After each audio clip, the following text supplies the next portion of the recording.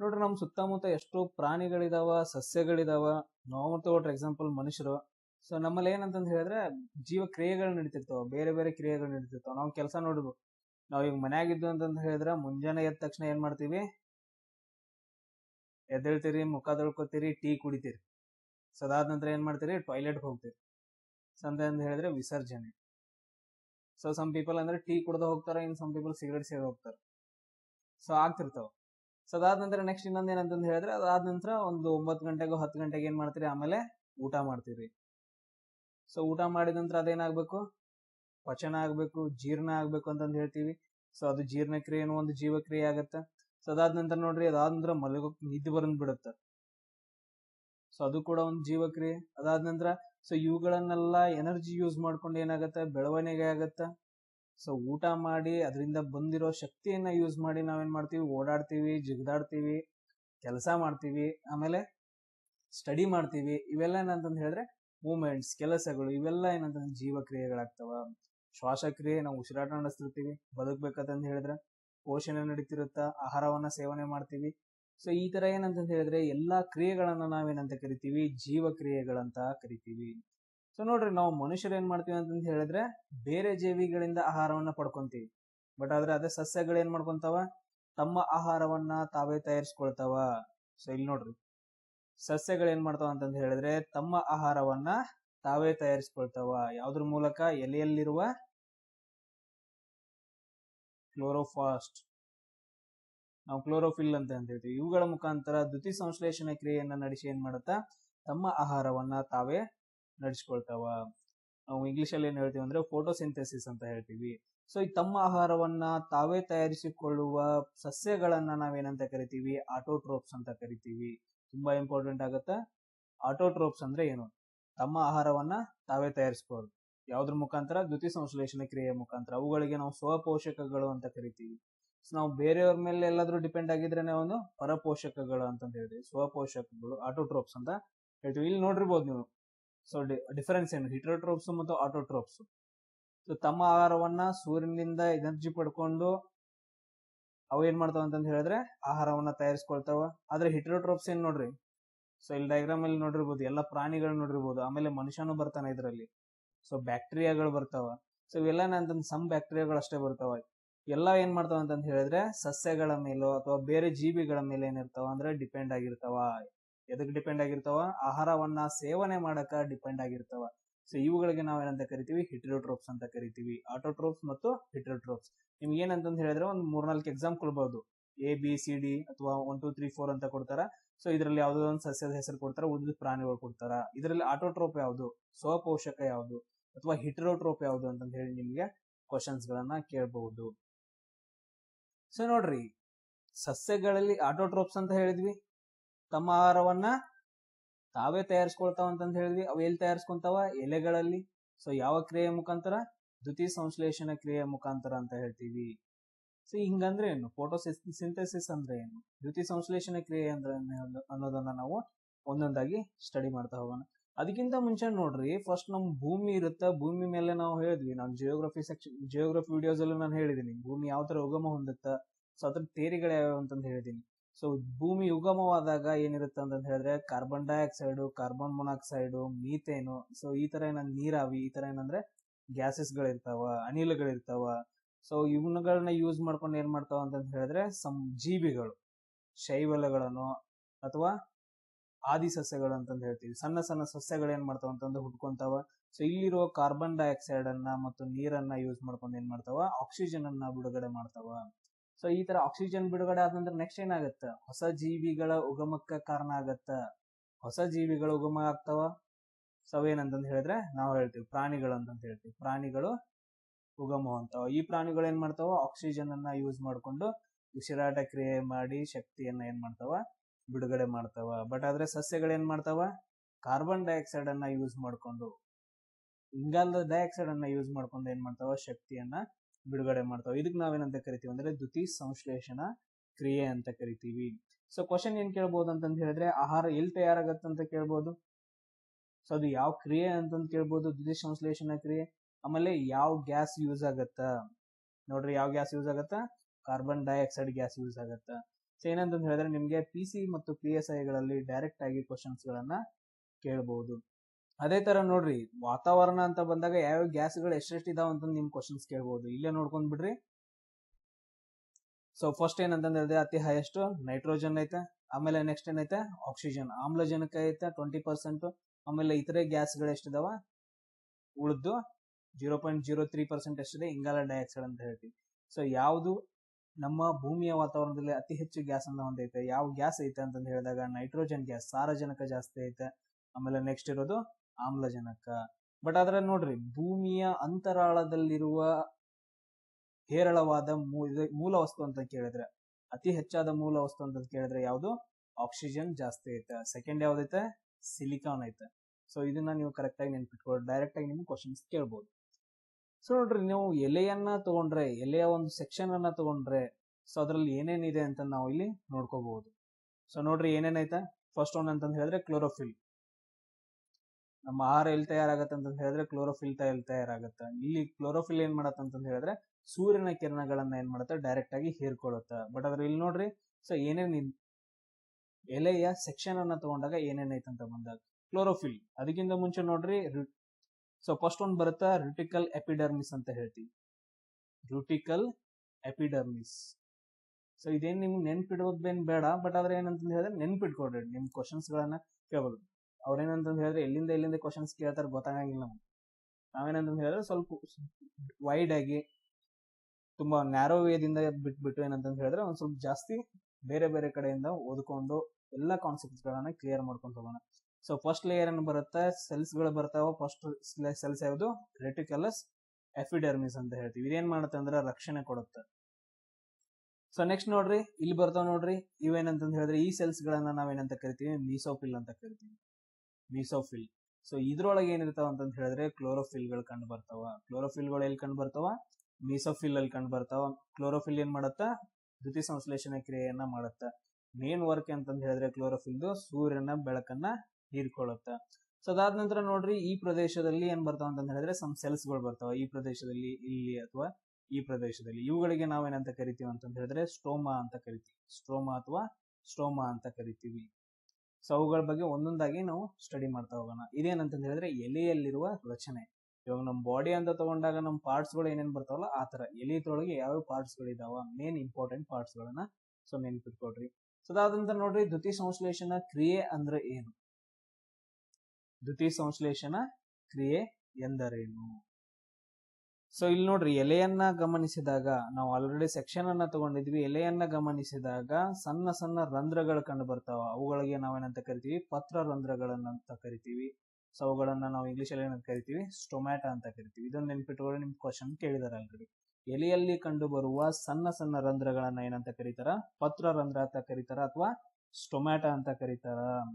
So ಇದ್ರದ್ದು work ಏನು, main work ಏನು? ಸೊ ಇದೇನ್ ವರ್ಕ್, ಇದ್ರದ್ದು ವರ್ಕ್ ಏನಂತ ಹೇಳಿದ್ರೆ ಕಾರ್ಬನ್ ಡೈಆಕ್ಸೈಡ್ ಅನ್ನ ಏನ್ ಮಾಡುತ್ತ ಒಳಗಡೆ ಬಿಡುತ್ತ. ಸಸ್ಯದ ದೇಹದ ಒಳಗೆ ಕಾರ್ಬನ್ ಡೈಆಕ್ಸೈಡ್ ಪ್ರವೇಶ ಆಗ್ಬೇಕಂತ ಹೇಳಿದ್ರೆ ಯಾವ್ದ್ರ ಮೂಲಕ ಆಗತ್ತ, ಸ್ಟೊಮ್ಯಾಟಾ ಮೂಲಕ ಆಗತ್ತ ಅಥವಾ ಪತ್ರ ರಂಧ್ರದ ಮೂಲಕ ಆಗತ್ತ. ಸೊ ಈಗ ಹೆಂಗ್ ನಮ್ ಉಸಿರಾಟ ಮಾಡಕ್ ನಮ್ ಆಕ್ಸಿಜನ್ ಹೆಂಗ್ ನಮ್ ಬಾಯಿಯಿಂದ ಅಥವಾ ಮೂಗಿಂದ ಹೋಗುತ್ತಾ, ಅದೇ ತರ ಎಲೆಯಲ್ಲಿರುವ ಒಂದು ಪತ್ರ ರಂಧ್ರ ಅಥವಾ ಸಣ್ಣ ಸಣ್ಣ ರಂಧ್ರಗಳು ಏನಿದಾವ, ಸ್ಟೊಮ್ಯಾಟೋಗಳು ಏನಿದಾವ, ಇವೇನ್ ಮಾಡ್ತಾವ ಅಂತ ಹೇಳಿದ್ರೆ ಕಾರ್ಬನ್ ಡೈಆಕ್ಸೈಡ್ ಅನ್ನ ಸಸ್ಯದ ದೇಹದ ಒಳಗೆ ಪ್ರವೇಶ ಮಾಡಲು ಏನ್ ಮಾಡ್ತಾವ, ಸಹಕಾರಿ ಆಗ್ತಾವ. ಅದ್ರ ಕೆಲಸನೇ ಅದು, ಕಾರ್ಬನ್ ಡೈಆಕ್ಸೈಡ್ ಅನ್ನ ಒಳಗಡೆ ಬಿಡೋದು, ಆಮೇಲೆ ಆಕ್ಸಿಜನ್ ಅನ್ನ ಹೊರಗಡೆ ಬಿಡೋದು. ಅದೇ ತರ ನಮ್ಮ ಮನುಷ್ಯನ ದೇಹದಲ್ಲಿ ನಾವು ಬಾಯಿ ಅಥವಾ ಮೂಗಿಂದ ಏನ್ ಮಾಡ್ತೀವಿ, ಆಕ್ಸಿಜನ್ ಅನ್ನ ಒಳಗಡೆ ತಗೊಂತೀವಿ, ಕಾರ್ಬನ್ ಡೈಆಕ್ಸೈಡ್ ಅನ್ನ ಹೊರಗಡೆ ಬಿಡ್ತೀವಿ. ಇದು ತುಂಬಾ ಇಂಪಾರ್ಟೆಂಟ್ ಆಗುತ್ತೆ. ಸೊ ನೋಡ್ರಿ, ದ್ಯುತಿ ಸಂಶ್ಲೇಷಣೆ ಕ್ರಿಯೆ ಅಂತ ಹೇಳಿದ್ರೆ ನಾವು ಆಹಾರವನ್ನು ತಯಾರಿಸ್ಕೊಳ್ತೀವಿ. ಸೊ ಇದ್ರಲ್ಲಿ ಯಾವ್ದು ರಿಯಾಕ್ಷನ್ ಏನ್ ಬರುತ್ತೆ ನೋಡ್ರಿ, ಇಂಗಾಲದ ಡೈಆಕ್ಸೈಡ್ ಅನ್ನ ಯೂಸ್ ಮಾಡ್ತಾವ. ಇಂಗಾಲದ ಡೈಆಕ್ಸೈಡ್ ಪ್ಲಸ್ ವಾಟರ್ ಅನ್ನ ಯೂಸ್ ಮಾಡ್ತಾವ. ಸೊ ಆಮೇಲೆ ಇವೇನ್ ಮಾಡ್ತಾವ ಅಂತ ಹೇಳಿದ್ರೆ ಸೂರ್ಯನ ಬೆಳಕನ್ನ ಯೂಸ್ ಮಾಡ್ತಾವ. ಸೂರ್ಯನ ಬೆಳಕನ್ನ ಯೂಸ್ ಮಾಡಿ ಕೆಮಿಕಲ್ ರಿಯಾಕ್ಷನ್ ಆಗಿ ನಮ್ಗೆ ಏನೇನ್ ಸಿಗುತ್ತಾ, ಗ್ಲೂಕೋಸ್ ಸಿಗುತ್ತಾ, C6H12O6, ಆಮೇಲೆ ಇನ್ನೊಂದು ಆಕ್ಸಿಜನ್ ಸಿಗುತ್ತ, ಆಮೇಲೆ ನೆಕ್ಸ್ಟ್ ಏನ್ ಸಿಗುತ್ತಾ, ನೀರ್ ಸಿಗುತ್ತ. ಸೊ ಇವುಗಳನ್ನ ಯೂಸ್ ಮಾಡ್ಕೊಂಡು ರಾಸಾಯನಿಕ ಕ್ರಿಯೆಯಾಗಿ ಏನಾಗತ್ತ, ಇಲ್ಲಿ ನಮ್ಗೆ ಪಿಷ್ಟ ಅಂತ ಹೇಳ್ತೀವಿ, ಗ್ಲೂಕೋಸ್ ಶಕ್ತಿ ಅಂತ ಹೇಳ್ತೀವಿ. ಅದಾದ ನಂತರ ಆಕ್ಸಿಜನ್ ಮತ್ತು ವಾಟರ್ ಸಿಗುತ್ತೆ. ಇದು ನಮ್ಗೆ ತುಂಬಾ ಇಂಪಾರ್ಟೆಂಟ್ ಆಗುತ್ತ. ಇದನ್ನ ನಾವು ಬ್ಯಾಲೆನ್ಸ್ ಮಾಡಿದ್ರೆ 6CO2 12H2O. ಸೊ ಬೆಳಕನ್ನ ಯೂಸ್ ಮಾಡಿ C6H12 ಗ್ಲೂಕೋಸು ಆಮೇಲೆ 6O2 6H2O ಆಗಿ ನಾವು ಇದರ ರಾಸಾಯನಿಕ ಸೂತ್ರವನ್ನ ಬರಿಬಹುದು. ನೆನ್ಪಿಟ್ಕೊಡ್ರಿ, ಜಸ್ಟ್ ಕಾರ್ಬನ್ ಡೈಆಕ್ಸೈಡ್ ಮತ್ತು ನೀರನ್ನ ಯೂಸ್ ಮಾಡಿಕೊಂಡು ಸೂರ್ಯನ ಬೆಳಕಿಂದ ಕೆಮಿಕಲ್ ರಿಯಾಕ್ಷನ್ ಆಗಿ ಆಹಾರ ಅಥವಾ ಶಕ್ತಿ ಮತ್ತು ಆಕ್ಸಿಜನ್ ಬಿಡುಗಡೆ ಆಗೋದನ್ನ ನಾವೇನಂತ ಕರಿತೀವಿ, ದ್ಯುತಿ ಸಂಶ್ಲೇಷಣಾ ಕ್ರಿಯೆ ಅಂತ ಕರಿತೀವಿ. ಇಲ್ಲಿ ನೀವು ನೋಡಿರ್ಬೋದು ಡಯಾಗ್ರಾಮ್ಸ್ ಅಲ್ಲಿ. ಸೊ ಇವೆರಡನ್ನ ಯೂಸ್ ಮಾಡಿಕೊಂಡು ಆಕ್ಸಿಜನ್ ಮತ್ತು ಗ್ಲೂಕೋಸ್ ಇವುಗಳಿಂದ ಏನಾಗುತ್ತೆ, ಎನರ್ಜಿ ನಮ್ಮ ಸಸ್ಯದ ದೇಹಕ್ಕೆ ಸಿಗುತ್ತೆ. ಇದೇನಂತ ಹೇಳಿದ್ರೆ ತುಂಬಾ ಇಂಪಾರ್ಟೆಂಟ್ ಆಗಿರೋ ರಿಯಾಕ್ಷನ್. ಸೊ ಇಲ್ಲಿ ಏನಂತ ಹೇಳಿದ್ರೆ ನಾವು ಆಗ್ಲೇ ಹೇಳಿದ್ವಿ ಸ್ಟೊಮ್ಯಾಟ ಅಂತ ಹೇಳಿದ್ವಿ.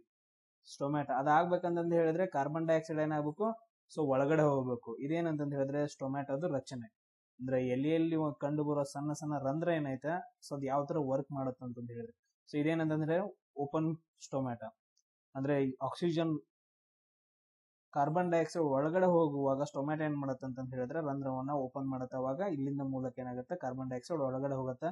ಸೊ ಆಮೇಲೆ ಏನ್ ಮಾಡುತ್ತೆ, ಇದು ಕ್ಲೋಸ್ ಆಗತ್ತೆ. ಸೊ ಇಲ್ಲಿ ಹೋಗಿರೋ ಕಾರ್ಬನ್ ಡೈಆಕ್ಸೈಡ್ ಏನ್ ಆಗುತ್ತೆ, ದ್ಯುತಿ ಸಂಶ್ಲೇಷ ಫೋಟೋಸಿಂಥಸಿಸ್ ಕ್ರಿಯೆ ಆಗುತ್ತೆ. ಸೊ ನೆಕ್ಸ್ಟ್ ನೋಡ್ರಿ ಕ್ಲೋರೋಪ್ಲಾಸ್ಟ್. ಇಲ್ಲಿ ಏನಾಗುತ್ತೆ ಅಂತ ಹೇಳಿದ್ರೆ ದ್ಯುತಿ ಸಂಶ್ಲೇಷಣೆ ಕ್ರಿಯೆ ಆಗುತ್ತೆ, ಇದನ್ನ ನೋಡಿದ್ವಿ. ಬಟ್ ಆದ್ರೆ ಇನ್ನೂ ಏನ್ ಆಗುತ್ತೆ ಅಂತ ಹೇಳಿದ್ರೆ ಅಲ್ಲಿ ಯಾವ ತರ ದ್ಯುತಿ ಸಂಶ್ಲೇಷಣೆ ಕ್ರಿಯೆ ಆಗುತ್ತೆ ಅಂತಂದ್ರೆ ನಾವು ಸ್ಟಡಿ ಮಾಡ್ತಾ ಹೋಗೋಣ. ಸೊ ಇನ್ನು ನಾವು ಡೀಪ್ ಆಗಿ ಸ್ಟಡಿ ಮಾಡ್ತಾ ಹೋದಾಗ ನೋಡ್ರಿ, ನಮ್ ಕ್ವಶನ್ ಕೇಳಿದಾರೆ ಆಲ್ರೆಡಿ, ಬೆಳಕಿನ ಪ್ರತಿಕ್ರಿಯೆ ಮತ್ತು ಇರುಳು ಪ್ರತಿಕ್ರಿಯೆ ಅಂತ. ಸೊ ಎರಡು ದ್ಯುತಿ ಸಂಶ್ಲೇಷಣೆ ಕ್ರಿಯೆಗಳು ಬರ್ತಾವ. ಬೆಳಕನ್ನ ಯೂಸ್ ಮಾಡ್ಕೊಂಡು ಒಂದು ದ್ಯುತಿ ಸಂಶ್ಲೇಷಣೆ ಕ್ರಿಯೆ ಆಗತ್ತ, ಇನ್ನೊಂದು ಬೆಳಕನ್ನ ಯೂಸ್ ಮಾಡದೆ, ಸೂರ್ಯನ ಬೆಳಕನ್ನ ಯೂಸ್ ಮಾಡದೆ ಫೋಟೋಸಿಂಥಸಿಸ್ ಪ್ರೊಸೆಸ್ ಆಗುತ್ತೆ. ಎರಡು, ಒಂದು ಬೆಳಕಿನ ಪ್ರತಿಕ್ರಿಯೆ, ಇನ್ನೊಂದು ಇರುಳು ಪ್ರತಿಕ್ರಿಯೆ ಅಂತ ಹೇಳ್ತೀವಿ. ಸೊ ಇದರಲ್ಲಿ ಎಲ್ಲೆಲ್ಲಿ ನಡೆಯುತ್ತೆ ಅಂತ ನಮ್ ಕ್ವಶನ್ ಕೇಳಿದಾರ.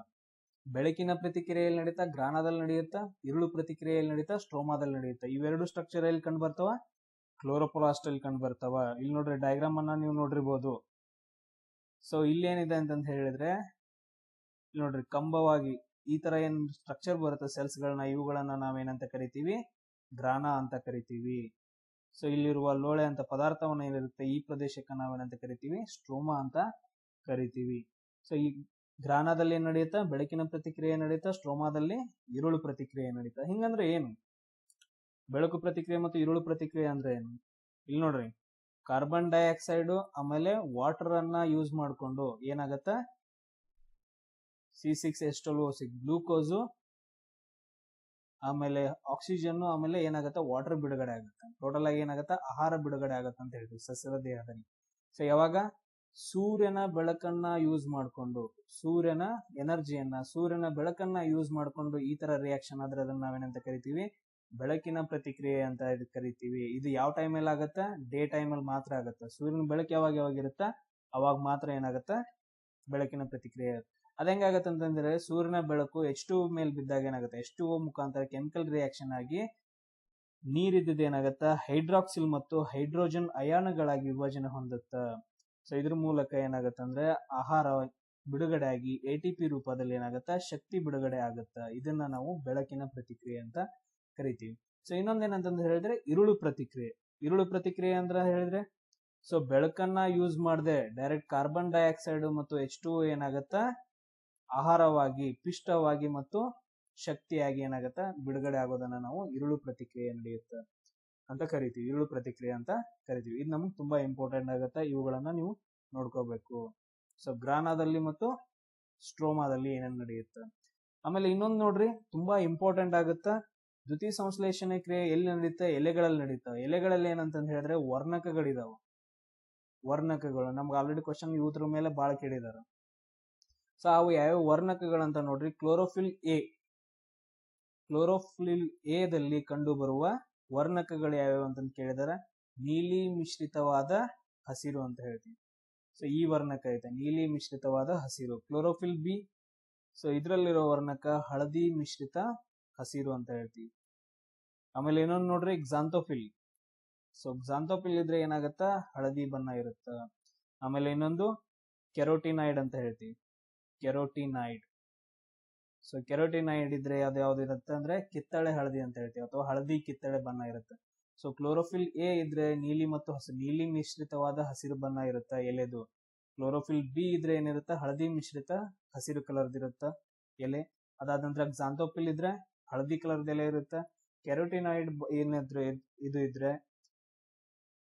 ಕಿತ್ತಳೆ ಹಳದಿ ಅಥವಾ ಹಳದಿ ಕಿತ್ತಳೆ ಬಣ್ಣದ ಎಲೆ ಕಂಡು ಬರುತ್ತೆ. ಸೊ ಯಾವ ವರ್ಣಕಗಳು ಅಂತಂದು ಕೇಳ್ತಾರ. ಅಂದ್ರೆ ಯಾವ ತರ ಅಂತಂತ ಹೇಳಿದ್ರೆ ಹಳದಿ ಹಸಿರು ಅಥವಾ ನೀಲಿ ಮಿಶ್ರಿತ ಹಸಿರು ಎಲೆಯಲ್ಲಿ ಯಾವ ವರ್ಣಕ ಕಂಡು ಬರುತ್ತೆ ಅಂತ ಕೇಳಿದ್ರೆ ಯಾವ ವರ್ಣಕ?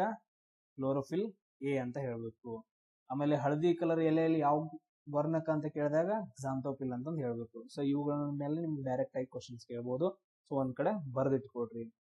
ಆಮೇಲೆ ನೆಕ್ಸ್ಟ್ ನೋಡ್ರಿ, ಇದ್ಮೇಲೆ ದ್ಯುತಿ ಸಂಶ್ಲೇಷಣ ಕ್ರಿಯೆ ಅಥವಾ ಸಸ್ಯಗಳ ಆಹಾರ ತಯಾರಿಕೆ ಮೇಲೆ ನಮ್ಗೆ ಕ್ವಶನ್ಸ್ ಗಳು ಯಾವ ತರ ಬರ್ಬೋದು ಅಂತ ಹೇಳಿದ್ರೆ, ಅತಿ ಹೆಚ್ಚು ಆಹಾರ ಯಾವ ಬೆಳಕನ್ನ ಯೂಸ್ ಮಾಡಿ ಸಸ್ಯಗಳು ಆಹಾರವನ್ನು ತಯಾರಿಸ್ಕೊಳ್ತಾವ? ಅಂದ್ರೆ ಯಾವ ಬೆಳಕು, ಯಾವ ಸೂರ್ಯನ ಬೆಳಕನ್ನ ಯೂಸ್ ಮಾಡ್ಕೊಂತಾವ ಅತಿ ಹೆಚ್ಚು? ಯಾವ ಸೂರ್ಯನ ಬೆಳಕನ್ನ ಅಂತ ಹೇಳಿದ್ರೆ ನೀಲಿ ಮತ್ತು ಕೆಂಪು. ಈ ಎರಡು ಬಣ್ಣಗಳನ್ನ ಏನ್ ಮಾಡ್ತಾವ ಅಂದ್ರೆ ಫೋಟೋಸಿಂಥೆಸಿಸ್ ಕ್ರಿಯೆಯಲ್ಲಿ ಯೂಸ್ ಮಾಡ್ಕೊಂತಾವ, ನೀಲಿ ಮತ್ತು ಕೆಂಪು. ಸೊ ನಿಮ್ಗೆ ಇವೆರಡು ಆಪ್ಷನ್ ಕೊಟ್ರ ಇದ್ರಲ್ಲಿ ಯಾವ್ದು ಹೆಚ್ಚು ಯೂಸ್ ಮಾಡ್ಕೊಂತಾವ ಅಂತ ಹೇಳಿದ್ರೆ ಕೆಂಪು ಕಲರ್ ಅನ್ನ ಜಾಸ್ತಿ ಯೂಸ್ ಮಾಡ್ಕೊಂತಾವ. ಅತಿ ಹೆಚ್ಚು ಫೋಟೋಸಿಂಥೆಸಿಸ್ ಕ್ರಿಯೆ ಕೆಂಪು ಬಣ್ಣನ ಹೀರ್ಕೊಳ್ಳೋದ್ರಿಂದ ಆಗತ್ತ. ಸೊ ಇದನ್ನ ನಿಮ್ಗೆ ಆಲ್ರೆಡಿ ಕ್ವಶನ್ ಕೇಳಿದಾರ.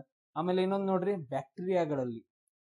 ಬ್ಯಾಕ್ಟೀರಿಯಾಗಳಲ್ಲಿ ಯಾವ ಬೆಳಕನ್ನ, ಯಾವ ಬಣ್ಣದ ಬೆಳಕನ್ನ ಯೂಸ್ ಮಾಡ್ಕೊಂಡು ಅವು ಫೋಟೋಸಿಂಥೆಸಿಸ್ ಕ್ರಿಯೆಯನ್ನ ನಡೆಸ್ತಾವಂತ ನಿಮ್ಗೆ ಆಲ್ರೆಡಿ ಕೇಳಿದಾರ ಕ್ವಶನ್. ಯಾವ ಬಣ್ಣವನ್ನ ಅಂತಂದ ಹೇಳಿದ್ರೆ ಇಲ್ಲೂ ಕೂಡ ಕೆಂಪು ಬಣ್ಣವನ್ನ ಯೂಸ್ ಮಾಡ್ಕೊಂಡು ಇವೇನ್ ಮಾಡ್ತಾವ?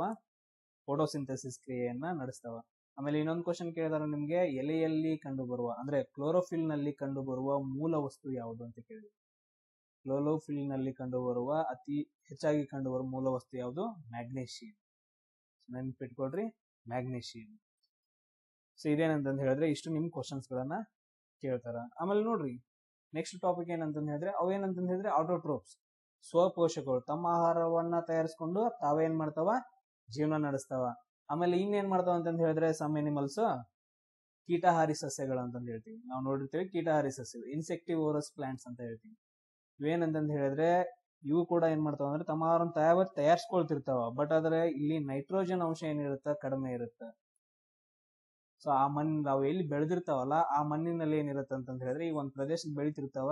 ಸೊ ಈ ಪ್ರದೇಶದಲ್ಲಿ ಏನಂತಂದ್ ಹೇಳಿದ್ರೆ ನೈಟ್ರೋಜನ್ ಇರುತ್ತ ತುಂಬಾ ಕಡಿಮೆ ಇರುತ್ತೆ. ಸೊ ನೈಟ್ರೋಜನ್ ಕಡಿಮೆ ಇದ್ರೆ ಅಂತ ಏನಾಗತ್ತ? ಅವ್ರ ಬೆಳವಣಿಗೆನೇ ಆಗಂಗಿಲ್ಲ. ಸೊ ಸಸ್ಯದ ಬೆಳವಣಿಗೆ ಕಾರಣವಾಗಿರುವ ವಸ್ತು ಯಾವ್ದಂತಂದ್ ಹೇಳಿದ್ರೆ ಮೇನು ನೈಟ್ರೋಜನ್ ಆಗಿರುತ್ತೆ. ಸೊ ಅವಕ್ಕೆ ಏನ್ ಮಾಡ್ತಾವ ಅಂತಂದ್ ಹೇಳಿದ್ರೆ ಸುತ್ತಮುತ್ತ ಏನ್ ಕೀಟಗಳಿರ್ತಾವ ಅವುಗಳಲ್ಲಿ ನೈಟ್ರೋಜನ್ ಇರುತ್ತೆ, ಅವುಗಳನ್ನ ಏನ್ ಮಾಡ್ತಾವ ಅಂತಂದ್ ಹೇಳಿದ್ರೆ ಇವು ಭಕ್ಷಿಸ್ತಾವ, ಅಂದ್ರೆ ಆಹಾರವಾಗಿ ಸೇವನೆ ಮಾಡ್ತಾವ. ಇವುಗಳಿಗೆ ನಾವೇನಂತ ಕರಿತೀವಿ ಅಂದ್ರೆ ಕೀಟಹಾರಿ ಸಸ್ಯಗಳನ್ನಂತ ಕರಿತೀವಿ. ಮಣ್ಣಿನಲ್ಲಿ ನೈಟ್ರೋಜನ್ ಕಡಿಮೆ ಇರುತ್ತೆ, ಅವಾಗ ಏನ್ ಮಾಡ್ತಾವ ಅಂದ್ರೆ ಸಸ್ಯಗಳು ಬೇರೆ ರೂಪದಿಂದ ಅಥವಾ ಇತರೆ ಮೂಲದಿಂದ ಏನ್ ಮಾಡ್ತಾವ ಅಂದ್ರೆ ನೈಟ್ರೋಜನ್ ಅನ್ನ ಪಡ್ಕೊಂತಾವ. ಸೊ ಕೀಟಗಳನ್ನ ಹಿಡ್ದ ಅವನ್ ತಿಂದ ಏನ್ ಮಾಡ್ತಾವ? ನೈಟ್ರೋಜನ್ ಪಡ್ಕೊಂಡು ಇವು ಏನ್ ಮಾಡ್ತಾವ? ಬೆಳವಣಿಗೆ ಹೊಂತಾವ. ಇವುಗಳಿಗೆ ನಾವೇನಂತ ಕರಿತೀವಿ? ಕೀಟಹಾರಿ ಸಸ್ಯಗಳು ಅಥವಾ ಇನ್ಸೆಕ್ಟಿವೋರಸ್ ಪ್ಲಾಂಟ್ಸ್ ಅಂತ ಕರಿತೀವಿ. ತುಂಬಾ ಇಂಪಾರ್ಟೆಂಟ್ ಆಗತ್ತ. ಕೀಟಗಳನ್ನ ತಿನ್ನೋದ್ರಿಂದ ನೈಟ್ರೋಜನ್ ಸಿಗುತ್ತೆ. ನೈಟ್ರೋಜನ್ ಸಿಕ್ಕರೆ ಏನಾಗತ್ತ? ಬೆಳವಣಿಗೆ ಆಗತ್ತ. ಸೊ ಇದನ್ನ ನೆನ್ಪಿಟ್ಕೊಳ್ರಿ. ಸೊ ನೋಡ್ರಿ ಅದಕ್ಕೆ ಇಂಪಾರ್ಟೆಂಟ್ ಎಕ್ಸಾಂಪಲ್ಸ್ ಅಂತ ಹೇಳಿದ್ರೆ ನೆಪಂಥಿಸ್ ಮತ್ತು ಡ್ರಾಸೆರಾ. ಇಲ್ಲಿ ನೋಡಿರ್ಬೋದು ಒಂಥರ ಚೀಲದ ತರ ಐತೆ. ಸೊ ಇಲ್ಲಿ ಏನಂತಂದ್ ಹೇಳಿದ್ರೆ ಇಲ್ಲೆಲ್ಲಾದ್ರೂ ಒಂದು ನೊಣಾನೋ ಯಾವ್ದಾದ್ರು ಒಂದು ಕೀಟ ಹಾರಾಡ್ತಿದ್ರೆ ಆ ಗಿಡದ ಸುತ್ತಮುತ್ತ ಏನ್ ಮಾಡುತ್ತೆ? ಇಲ್ಲಿ ಹೋಗಿ ಕೂತ್ ಬಿಡುತ್ತೆ. ಲೋಳೆ ಪದಾರ್ಥ, ಅಟ್ರಾಕ್ಟಿವ್ ಪದಾರ್ಥ ಇರುತ್ತೆ, ಏನೋ ಚಂದ ಐತಿರ ಹೋಗಿ ತಿಂದು ಬರೋಣ ಅಂತ ಹೇಳಿ ಇಲ್ಲಿ ಏನ್ ಮಾಡುತ್ತೆ? ಇಲ್ಲಿ ಹೋಗಿ ಕೂತ್ ಗಜಿ ಏನ್ ಮಾಡುತ್ತೆ? ಇಲ್ಲಿ ಮೇಲ್ಗಡೆ ಒಂದು ಪ್ಲೇಟ್ ತರ ಐತೆ ನೋಡ್ರಿ. ಸೊ ಈ ಪ್ಲೇಟ್ ಏನ್ ಮಾಡುತ್ತೆ? ಮುಚ್ಕೊಂಡ್ ಬಿಡುತ್ತ. ಸೊ ಮುಚ್ಕೊಂಡ ತಕ್ಷಣ ಏನಾಗತ್ತ? ಅವು ಜೀರ್ಣಕ್ರಿಯೆಯನ್ನ ಇದು ಮಾಡ್ಕೊಂಡು ನೈಟ್ರೋಜನ್ ಅನ್ನ ಪಡ್ಕೊಂತಾವ. ಸೊ ಇವುಗಳಿಗೆ ನಾವೇನಂತ ಕರಿತೀವಿ? ಕೀಟಹಾರಿ ಸಸ್ಯಗಳಂತ ಕರಿತೀವಿ. ಸೊ ನೆಕ್ಸ್ಟ್ ನೋಡ್ರಿ, ನೆಕ್ಸ್ಟ್ ಟೈಪ್ ಎಪಿಟೈಪ್ಸ್ ಅಂತ ಕರಿತೀವಿ. ಸೊ ಎಪಿಫೈಟ್ಸ್. ಸೊ ಅಪ್ಪು ಸಸ್ಯಗಳು ಅಂತ ಹೇಳ್ತೀವಿ. ಎಪಿಫೈಟ್ಸ್ ಅಂದ್ರೆ ಅಪ್ಪು ಸಸ್ಯಗಳು. ಸೊ ನಾವು ಸಿಂಪಲ್ ಆಗಿ ಹೇಳ್ಬೇಕಂತಂದ್ ಹೇಳಿದ್ರೆ ಒಂದ್ ಗಿಡ ಇರ್ತೈತಿ. ಸೊ ಒಂದ್ ಗಿಡದ ರೆಂಬಿ ಮೇಲೆ ಇನ್ನೊಂದ್ ಏನಂತಂದ್ ಹೇಳಿದ್ರೆ ಸೊ ಇನ್ನೊಂದು ಗಿಡ ಬೆಳೆದಿರುತ್ತೆ. ಸೊ ಒಂದ್ ಗಿಡ ಇರುತ್ತೆ, ಒಂದ್ ಗಿಡದ ಮೇಲೆ ಇನ್ನೊಂದು ಟೊಂಗಿ ಮೇಲೆ ಅಥವಾ ರೆಂಬೆ ಮೇಲೆ ಅಂತ ಏನ್ ಹೇಳ್ತೀವಿ ಅಲ್ಲಿ ಇನ್ನೊಂದು ಗಿಡ ಬೆಳೆದಿರುತ್ತೆ. ಇಲ್ಲಿ ನೀವು ಎಕ್ಸಾಂಪಲ್ ನೋಡಿರ್ಬೋದು. ಸೊ ಈ ತರ ಗಿಡಗಳು ಏನ್ ಮಾಡ್ತಾವ ಅಂತಂದ್ ಹೇಳಿದ್ರೆ ಬೆಳಿತಾವ. ಇವುಗಳಿಗೆ ನಾವೇನಂತ ಕರಿತೀವಿ ಅಂದ್ರೆ ಅಪ್ಪು ಸಸ್ಯಗಳು ಅಂತ ಕರಿತೀವಿ. ಸೊ ಅವು ಯಾಕೆ ಬೆಳಿತಾವ ಅಂತಂದ್ ಹೇಳಿದ್ರೆ ಆಸರೆಗಾಗಿ ಮಾತ್ರ. ಸೊ ಆಹಾರವನ್ನ ತಾವೇ ತಯಾರಿಸ್ಕೊಳ್ತಾವ. ಇದನ್ನ ನೆನ್ಪಿಟ್ಕೊಳ್ಳಿ, ತುಂಬಾ ಇಂಪಾರ್ಟೆಂಟ್. ಇಲ್ಲಿ ಏನಿರ್ತಾವ ಅಂತಂದ್ ಹೇಳಿದ್ರೆ ಇಲ್ಲಿ ಊರಲ್ಲೂ ಕೂಡ ಕ್ಲೋರೋಫಿಲ್ ಇರುತ್ತೆ. ಇಲ್ಲೂ ಕೂಡ ಏನಾಗುತ್ತೆ? ಫೋಟೋಸಿಂಥೆಸಿಸ್ ಕ್ರಿಯೆ ನಡೀತಿರುತ್ತೆ. ಸೊ ತಮ್ಮ ಆಹಾರವನ್ನು ತಾವೇ ತಯಾರಿಸ್ಕೊಳ್ತಾವ. ಬಟ್ ಆದ್ರೆ ಇವೇನ್ ಮಾಡ್ತಾವ ಅಂದ್ರೆ ಆಸರೆಗಾಗಿ ಮಾತ್ರ ಏನ್ ಮಾಡ್ತಾವ ಅಂತ ಹೇಳಿದ್ರೆ ಬೇರೆ ಸಸ್ಯಗಳ ಮೇಲೆ ಬೆಳವಣಿಗೆ ಹೊಂತಾವ. ಇವುಗಳಿಗೆ ನಾವೇನಂತ ಕರಿತೀವಿ? ಎಪಿಫೈಟ್ಸ್ ಅಂತ ಕರಿತೀವಿ. ಎಕ್ಸಾಂಪಲ್ ಯಾವ ಅಂತಂದ್ ಹೇಳಿದ್ರೆ ಆರ್ಕಿಡ್ಗಳು. ಸೊ ನಮ್ ಮನೆ ಸುತ್ತಮುತ್ತನ ಇವೆಲ್ಲ ಇರ್ತಾವ. ಸೊ ನಿಮ್ ವಿಡಿಯೋ ನೋಡ್ರಿ, ಅದಾದ ನಂತರ ಒಂದ್ ರೌಂಡ್ ಹೋಗಿ ಬರ್ರಿ, ಹೊಲ್ದಾಗೆಲ್ಲ ಹೋಗಿ ಬರ್ರಿ. ಅವಾಗ ನಿಮ್ಗೆ ಗೊತ್ತಾಗ್ತಾವ ಇದು ಯಾವ ಗಿಡ ಅಂತಂದು ನೀವ್ ಹೇಳ್ರಿ, ನಿಮ್ಗೆ ಈಸಿಯಾಗಿ ನೆನಪು ಉಳಿತಾವ. ಸೊ ನೆಕ್ಸ್ಟ್ ನೋಡ್ರಿ, ಕೊಳೆ ತಿನಿಗಳು ಅಂತಂದು ಹೇಳ್ತೀವಿ. ಸೊ ಭಾಳ ಏನ್ ಟೆನ್ಷನ್ ತಗೋಕ್ ಹೋಗ್ಬೇಡ್ರಿ. ಹಿಂಗಂದ್ರೆ ಏನು ಕೊಳೆ ತಿನಿಗಳು ಅಥವಾ ಸ್ಯಾಪ್ರೋಪೈಟ್ಸ್ ಅಂದ್ರೆ ಏನು?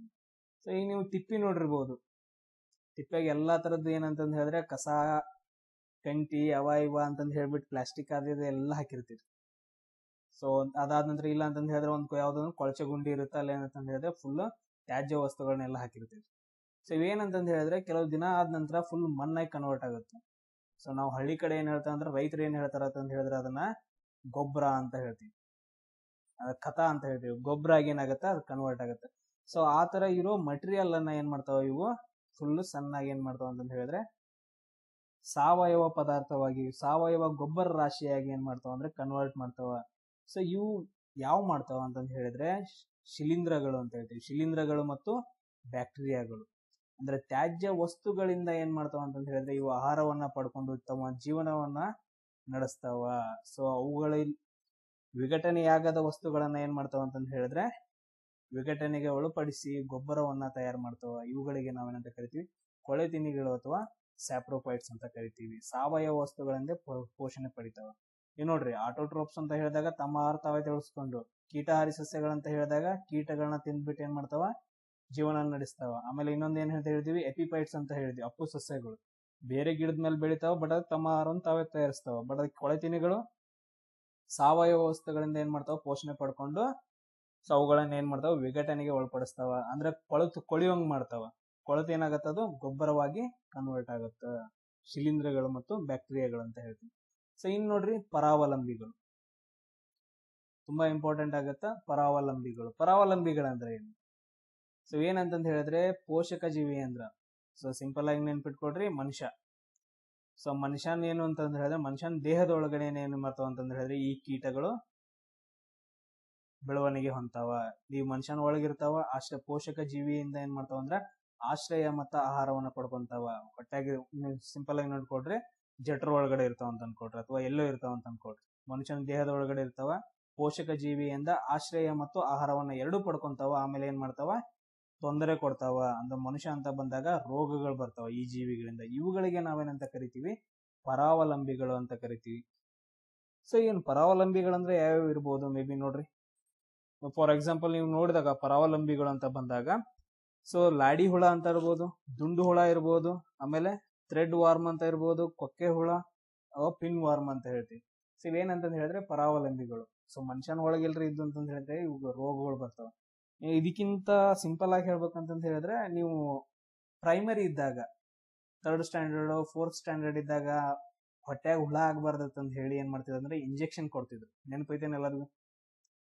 ಅಂದ್ರೆ ಏನಂತ ಹೇಳಿದ್ರೆ ಪರಾವಲಂಬಿ ಜೀವಿಗಳೇನಂದ್ರೆ ನಮ್ ದೇಹದೊಳಗೆ ಇರಬಾರ್ದು ಅಂತಂತ ಹೇಳಿ ಸಣ್ಣ ಮಕ್ಕಳಿಗೆ ಗೌರ್ಮೆಂಟ್ ವತಿಯಿಂದ 3rd ಸ್ಟ್ಯಾಂಡರ್ಡ್ 4th ಸ್ಟ್ಯಾಂಡರ್ಡ್ ಇದ್ದಾಗ ಇಂಜೆಕ್ಷನ್ ಕೊಡ್ತೀವಿ. ಇದನ್ನ ನೆನ್ಪಿಟ್ಕೊಡ್ರಿ. ಇವುಗಳಿಗೆ ನಾವೇನಂತ ಕರಿತೀವಿ ಪರಾವಲಂಬಿಗಳು ಅಂತ ಕರಿತೀವಿ.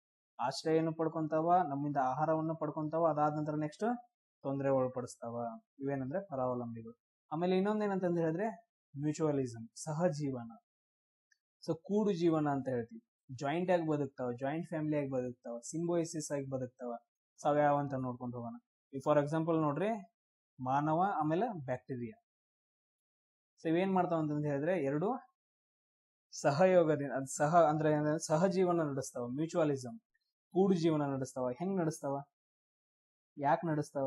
ಈಗ ಫಾರ್ ಎಕ್ಸಾಂಪಲ್ ಈಗ ನೋಡಿರೋದು ನಮ್ಮ ದೇಹದೊಳಗಡೆ ಸಮ್ ಬ್ಯಾಕ್ಟೀರಿಯಾ ಇರ್ಲಿಲ್ಲ ಅಂತಂದ್ ಹೇಳಿದ್ರೆ ನಮ್ ಜೀವನ ನಡೆಯಂಗಿಲ್ಲ. ಸೊ ಫಾರ್ ಎಕ್ಸಾಂಪಲ್ ಇವಾಗ ನೋಡಿರ್ಬೋದು ಒಂದು ಎಸ್ಚೆರಿಷಿಯಾ ಕೊಲೈ ಅಂತ ಹೇಳ್ತೀವಿ. ಎಸ್ಚೆರಿಷಿಯಾ ಕೊಲೈ ಈ ಬ್ಯಾಕ್ಟೀರಿಯಾ ಇರ್ಲಿಲ್ಲ ಅಂತಂದ್ ಹೇಳಿದ್ರೆ ನಮ್ಮಲ್ಲಿ ಏನಾಗತ್ತೆ ಅಂತಂದ್ ಹೇಳಿದ್ರೆ ತೊಂದರೆ ಆಗತ್ತ. ಇಲ್ಲ ಅಂತಂದ್ ಹೇಳಿದ್ರೆ ನಾವು ಇಂಜೆಕ್ಷನ್ ತಗೋಬೇಕಾಗತ್ತೆ, ಇಲ್ಲ ಅಂತಂದ್ ಹೇಳಿದ್ರೆ ಟ್ಯಾಬ್ಲೆಟ್ಸ್ ಎಲ್ಲ ತಗೋಬೇಕಾಗತ್ತೆ. ಅದೇ ತರ ಇನ್ನೂ ಬಾಳ ಇದಾವ. ಸೊ ಫಾರ್ ಎಕ್ಸಾಂಪಲ್ ಇನ್ನೊಂದ್ ಹೇಳ್ಬೋದು ನಾವು ರೈತರ ಜೊತೆ ಏನಂತಂದ್ ಹೇಳಿದ್ರೆ ಎರೆಹುಳುಗಳು, ರೈತನ ಮಿತ್ರ ಅಂತ ಹೇಳ್ತೀವಿ. ಇವರಿಬ್ರು ಹೆಂಗ್ ಕೂಡಿ ಜೀವನ ನಡೆಸ್ತಾರಲ್ಲ, ಸೊ ಆ ತರ ಏನಂತಂದ್ ಹೇಳಿದ್ರೆ ಮಾನವನ ದೇಹದಲ್ಲಿ ಸೊ ಮಾನವ ಮತ್ತು ಬ್ಯಾಕ್ಟೀರಿಯಾಗಳು, ಎಷ್ಟೋ ಬ್ಯಾಕ್ಟೀರಿಯಾಗಳು ಇರ್ತವೆ, ಪರಸ್ಪರ ಪ್ರಯೋಜನ ಆಗ್ತವೆ. ಅಂದ್ರೆ ಏನ್ ಮಾಡ್ತಾವ ಅಂತಂದ್ ಹೇಳಿದ್ರೆ ಇವು ಆಶ್ರಯನು ಪಡ್ಕೊಂತಾವ, ಅದಾದ ನಂತರ ಆಹಾರವನ್ನು ಪಡ್ಕೊಂತಾವ. ಆಹಾರವನ್ನು ಪಡ್ಕೊಂಡ್ ತೊಂದರೆ ಮಾಡಂಗಿಲ್ಲ, ಬಟ್ ಆದ್ರೆ ಏನ್ ಮಾಡ್ತಾವ ಮಾನವನ ದೇಹಕ್ಕೆ ಉಪಯೋಗವಾಗುವ ವಸ್ತುಗಳನ್ನ ಏನ್ ಮಾಡ್ತಾವ ಬಿಡುಗಡೆ ಮಾಡ್ತಾವ. ಇದಕ್ಕೆ ನಾವೇನಂತ ಕರಿತೀವಿ ಸಹಜೀವನ ಅಥವಾ ಕೂಡು ಜೀವನ ಅಂತ ಕರಿತೀವಿ. ತುಂಬಾ ಇಂಪಾರ್ಟೆಂಟ್ ಆಗತ್ತ. ಸೊ ನೆಕ್ಸ್ಟ್ ನೋಡ್ರಿ ಜೀರ್ಣಕ್ರಿಯೆ. ಇವೇನಂತಂದು ಹೇಳಿದ್ರೆ ಸಸ್ಯಗಳೆಲ್ಲ ಆಯ್ತು. ಇನ್ನು ಪ್ರಾಣಿಗಳಲ್ಲಿ ನಾವು ಫಸ್ಟ್ ಒಂದು ತಗೊಳ್ಳೋಣ, ಏಕಕೋಶ ಜೀವಿಗಳಲ್ಲಿ ಸಿಂಪಲ್ ಆಗಿ ನೋಡ್ತಾ ಹೋಗೋಣ. ಸೊ ಅಮೀಬಾ ಅನ್ಕೊಡ್ರಿ. ಸೊ ಈ ಅಮೀಬಾ ಏನ್ ಮಾಡತ್ತಂತ ಹೇಳಿದ್ರೆ ಆಹಾರವನ್ನ ಒಳಗಡೆ ತಗೊಳುತ್ತೆ. ಸೊ ಆಹಾರವನ್ನ ಒಳಗಡೆ ತಗೊಂಡಾಗ ಒಳಗಡೆ ತಗೊಂಡ ತಕ್ಷಣ ಏನ್ ಮಾಡತ್ತಂತ ಹೇಳಿದ್ರೆ 2 ಎಂಜೈಮ್ಸ್ ಗಳನ್ನ ಬಿಡುಗಡೆ ಮಾಡತ್ತ, ಕಿಣ್ವಗಳನ್ನ ಅಂತ ಹೇಳ್ತೀವಿ. ಸೊ ಅಮೈಲೇಸ್ ಎಂಜೈಮು ಮತ್ತು ಪ್ರೋಟೀನೇಸ್ ಎಂಜೈಮು. ಸೊ ಇವುಗಳನ್ನ ಕ್ವಶನ್ ಕೇಳಿದಾರೆ ನಿಮ್ಗೆ. ಸೊ ಅಮೀಬಾದಲ್ಲಿ ಬಿಡುಗಡೆಯಾಗುವ ಎಂಜೈಮ್ಸ್ ಇವು ಅಮೈಲೇಸ್ ಮತ್ತು ಪ್ರೋಟೀನೇಸ್ ಎಂಜೈಮ್ಸ್. ಸೊ ಇವುಗಳು ಬಿಡುಗಡೆ ಆದ ತಕ್ಷಣ ಏನಾಗತ್ತ, ಆಹಾರ ಸಂಕೀರ್ಣವಾಗಿರುವ ಆಹಾರ ಏನಾಗತ್ತ ಅಂತ ಹೇಳಿದ್ರೆ ಸರಳ ಆಹಾರವಾಗಿ ಕನ್ವರ್ಟ್ ಆಗತ್ತ. ಸೊ ಇವುಗಳ ಸರಳವಾದ ಆಹಾರವನ್ನ ಏನ್ ಮಾಡತ್ತ, ದೇಹದ ಎಲ್ಲಾ ಭಾಗಗಳಿಗೆ ಟ್ರಾನ್ಸ್ಫರ್ ಮಾಡತ್ತ. ಟ್ರಾನ್ಸ್ಫರ್ ಮಾಡಿದಾಗ ಏನಾಗತ್ತ, ಅದಕ್ಕ ಶಕ್ತಿ ಸಿಗುತ್ತ. ಸೊ ಆಮೇಲೆ ನೋಡ್ರಿ ಆಹಾರವನ್ನ ಏನ್ ಮಾಡತ್ತ, ಜೀರ್ಣಕ್ರಿಯೆ ಮಾಡತ್ತ ಈ ತರ. ಸೊ ಜೀರ್ಣವಾಗದ ಆಹಾರವನ್ನ ಏನ್ ಮಾಡತ್ತ, ಜೀರ್ಣವಾಗದ ಆಹಾರವನ್ನ ಮಿಥ್ಯಪಾದದ ಮೂಲಕ ಹೊರಗಡೆ ಹಾಕತ್ತ. ಸೊ ಇದಷ್ಟು ನೆನ್ಪಿಟ್ಕೊಳ್ರಿ. ನಾವು ಫುಲ್ ಡೀಟೇಲ್ ಆಗಿ ನಾವು ಮಾನವನ ಜೀರ್ಣಾಂಗ ಹೂವೆದ ಬಗ್ಗೆ ಸ್ಟಡಿ ಮಾಡುವಾಗ ನಮ್ಗೆ ಗೊತ್ತಾಗುತ್ತೆ. ಸೊ ಮಾನವನ ಜೀರ್ಣಾಂಗ ಹೂವೆ ಅಂದ್ರೆ ಏನು? ಸೊ ಎಲಿಮೆಂಟರಿ ಕೆನಾಲ್ ಅಂತ ಹೇಳ್ತೀವಿ. So digestive system, elementary canal ಅಲ್ಲಿ ಏನೇನ್ ಬರುತ್ತೆ. ಸೊ ಫಸ್ಟ್ ಥಿಂಗ್ ನೋಡ್ರಿ, ನಾವ್ ಎಲ್ಲಾದ್ರೂ ಆಹಾರವನ್ನ ಒಳಗಡೆ ತಗೊಂತೀವಿ. ಫಸ್ಟ್ ಏನಂತ ಹೇಳಿದ್ರೆ ಸೇವನೆ ಮಾಡ್ತೀವಿ. ಸೊ ಅದಾದ ನಂತರ ನೆಕ್ಸ್ಟ್ ಏನಾಗತ್ತ, ಪಚನ ಕ್ರಿಯೆ ಆಗತ್ತೆ. ನಾನು ಸಿಂಪಲ್ ಆಗಿ ಹೇಳ್ತಾ ಹೋಗ್ತೀನಿ, ಪಚನ ಕ್ರಿಯೆ. ಸೊ ಅದಾದ ನಂತರ ನೆಕ್ಸ್ಟ್ ಏನಾಗತ್ತೆ, ಸಿಂಪಲ್ ಆಗಿ ಪಚನ ಕ್ರಿಯೆ ಆದ ನಂತರ ವಿಸರ್ಜನೆ ಆಗುತ್ತೆ. ವಿಸರ್ಜನೆ ಇದಕ್ಕೆ ನಾವೇನಂತ ಕರಿತೀವಿ ಅಂದ್ರೆ ಜೀರ್ಣಾಂಗ ಜೀರ್ಣಕ್ರಿಯೆ ಅಂತ ಕರಿತೀವಿ. ಈ ಪಚನ ಕ್ರಿಯೆ ಆಗಿರುವ ಆಹಾರ ಏನಾಗತ್ತೆ ಅಂತ ಹೇಳಿದ್ರೆ ಹೀರಿಕೆ ಆಗತ್ತೆ, ಹೀರ್ಕೊಳ್ಳುತ್ತ. ಸೊ ಈ ಹೀರ್ಕೊಂಡಿರುವ ಶಕ್ತಿ ಏನಂತ ಹೇಳುತ್ತೆ ಅಂದ್ರೆ ಫುಲ್ ಹೋಲ್ ಬಾಡಿಗೆ ಏನಾಗತ್ತ, ಟ್ರಾನ್ಸ್ಫರ್ ಆಗತ್ತ. ಸೊ ಇದೇನಂತ ಹೇಳಿದ್ರೆ ನಮ್ಮ ದೇಹದಲ್ಲಿ ನಡೆಯುವ ಜೀವಕ್ರಿಯೆ. ಸೊ ನಾವು ನೋಡಿರ್ಬೋದು, ಮಾರ್ನಿಂಗ್ ಎದ್ದ ತಕ್ಷಣ ನಮ್ಗೆ ಫುಲ್ ಹಸು ಆಗತ್ತೆ, ಹಂಗ್ರಿನೆಸ್ ಆಗತ್ತೆ. ಫುಲ್ ಹಸು ಆಗಿದ ನಂತರ ನಾವೇನ್ ಮಾಡ್ತೀವಿ, ಆಹಾರ ತಿಂತೀವಿ, ಏನ್ ಬೇಕಾ ತಿಂತೀವಿ. ಮುಂಜಾನೆ ಯಾರೊಬ್ರು ಪೂರಿ ತಿಂದ್ರು ಅಥವಾ ರೊಟ್ಟಿ ತಿಂದ್ರು, ಇಲ್ಲ ಅಂತಂದ್ ಹೇಳಿದ್ರೆ ಬ್ರೆಡ್, ಬಿಸ್ಕೆಟ್, ಟೀ ಕುಡಿದ್ರು, ಇಲ್ಲ ಅಂತಂದ್ ಹೇಳಿದ್ರೆ ಈಗ ನೋಡಿರೋದು ಪಿಜ್ಜಾ, ಬರ್ಗರು, ಅವ ಇವ ಏನ್ ಹಾಳು ಮೂಳು ಎಲ್ಲ ತಿಂತಾವ್. ಫುಲ್ ಎಣ್ಣೆ ಕರ್ದು ಎಲ್ಲ ತಿಂತಾವ್. ಆಮೇಲೆ ಇನ್ನೊಂದ್ ಏನಂತಂದ್ ಹೇಳಿದ್ರೆ ಚಿಕನ್ ತಿಂತಾರ. ಸೊ ಇವೆಲ್ಲ ಏನಂತ ಹೇಳಿದ್ರೆ ಜೀರ್ಣಕ್ರಿಯೆ ಆಗ್ಬೇಕಲ್ಲ. ಇವೆಲ್ಲ ಹೋದ ನಂತರ ಇವೆಲ್ಲಕ್ಕೂ ಏನಂತ ಹೇಳ್ತೀವಿ ಅಂದ್ರೆ ನಾವು ಸಂಕೀರ್ಣ ಪದಾರ್ಥಗಳು ಅಂತ ಹೇಳ್ತೀವಿ, ಸಂಕೀರ್ಣ ಕಾರ್ಬೋಹೈಡ್ರೇಟ್ಸ್ ಅಂತ ಹೇಳ್ತೀವಿ. ಇವುಗಳನ್ನ ನಾವು ತಿಂತೀವಿ. ಸೊ ಇವೇನಾಗ್ಬೇಕಂತಂದ್ ಹೇಳಿದ್ರೆ ಸರಳ ವಸ್ತುಗಳಾಗಿ ಕನ್ವರ್ಟ್ ಆಗಿ ಸರಳ ವಸ್ತುಗಳಿಂದ ಏನಾಗಬೇಕು, ಹೀರಿಕೆಯಾಗಿದ್ದರಿಂದ ಏನ್ಬೇಕು, ಶಕ್ತಿ ಬಿಡುಗಡೆ ಆಗಬೇಕು. ಶಕ್ತಿ ಬಿಡುಗಡೆ ಆದ ನಂತರ ಬ್ಲಡ್ ಮುಖಾಂತರ ಏನಾಗತ್ತ, ಎಲ್ಲಾ ಕಡೆ ದೇಹದ ವಿವಿಧ ಭಾಗಗಳಿಗೆ ಶಕ್ತಿ ಟ್ರಾನ್ಸ್ಫರ್ ಆಗತ್ತ. ಇದೇನಂತಂದ್ ಹೇಳಿದ್ರೆ ಸಿಂಪಲ್ ಆಗಿ ಒಂದು ಜೀವಕ್ರಿಯೆ. ಸೊ ಅದು ಯಾವ ತರ ಆಗುತ್ತ ನಾವು ನೋಡ್ತಾ ಹೋಗೋಣ. ಈಗ ಫಾರ್ ಎಕ್ಸಾಂಪಲ್ ನೋಡ್ರಿ, ಈ ತರ ಎಲ್ಲಾ ನಾವು ತಿಂತಿರ್ತೀವಲ್ಲ. ಫಾರ್ ಎಕ್ಸಾಂಪಲ್ ನಾವ್ ಹೇಳ್ತೀವಿ ನೋಡ್ರಿ, ಚಿಕನ್ ತಿಂತೀವಿ ಅಂದ್ರೆ ಬೇರೆ ಬೇರೆ ಸಸ್ಯಗಳನ್ನ ತಿಂತೀವಿ, ಪ್ರಾಣಿಗಳನ್ನ ತಿಂತೀವಿ, ಈ ತರ ಮಿಶ್ರಹಾರಿಗಳಂತ ಹೇಳ್ತೀವಿ.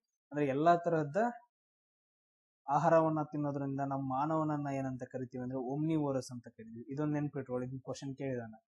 ಅದೇ ತರ ಅಮೀಬಾವನ್ನು ಕೂಡ ನಾವೇನಂತ ಕರಿತೀವಿ ಅಂದ್ರೆ ಓಮ್ನಿವೋರಸ್ ಅಂತ ಕರಿತೀವಿ. ಎಲ್ಲವನ್ನ ಸೇವನೆ ಮಾಡುತ್ತ, ಅಂದ್ರೆ ಸರ್ವಭಕ್ಷಕ ಅಂತ ಹೇಳ್ತೀವಿ, ಎಲ್ಲವನ್ನ ಮಾಡೋದು. ಸೊ ನೋಡ್ರಿ, ನಾವು ಡೈಜೆಸ್ಟಿವ್ ಸಿಸ್ಟಮ್ ಅಂತ ಬಂದಾಗ ನಮ್ಮಲ್ಲಿ ತುಂಬಾ ಇಂಪಾರ್ಟೆಂಟ್ ಪಾಯಿಂಟ್ಸ್. ಒಂದು ಲಿವರ್, ಯಕೃತ ಅಂತ ಹೇಳ್ತೀವಿ, ಸ್ಟಮಕ್, ಜಠರ, ಆಮೇಲೆ ಪ್ಯಾಂಕ್ರಿಯಾಸ್, ಮೆದೋಜೀರಕ ಗ್ರಂಥಿ, ಲಾರ್ಜ್ ಇಂಟೆಸ್ಟೈನ್, ದೊಡ್ಡ ಕರಳು, ಸ್ಮಾಲ್ ಇಂಟೆಸ್ಟೈನ್, ಸಣ್ಣ ಕರಳು, ಸ್ಪ್ಲೀನ್, ಗುಲ್ಮ ಅಂತ ಹೇಳ್ತೀವಿ. ಸೊ ಇವ್ರದ್ದು ಇಂಪಾರ್ಟೆಂಟ್ ಏನೇನು, ಯಾವ ತರ ಕ್ವಶನ್ಸ್ ಗಳನ್ನ ಕೇಳ್ತಾರ ಅಂತ ನೋಡೋಣ. ಅದಾದ ನಂತರ ನೆಕ್ಸ್ಟ್ ಪ್ರೊಸೆಸ್ ಗಳನ್ನ ನಾವು ಎಕ್ಸ್ಪ್ಲೈನ್ ಮಾಡ್ತಾ ಹೋಗೋಣ. ಫಸ್ಟ್ ಒಂದು ನೋಡ್ರಿ, ಲಿವರ್. ಸೊ ಲಿವರ್ ಕೆಲಸ ಏನು? ಫಸ್ಟ್ ಏನಂತಂದ್ ಹೇಳಿದ್ವಿ, ಇದ್ರ ಮೇಲೆ ಕ್ವಶನ್ ಕೇಳಿದಾರೆ.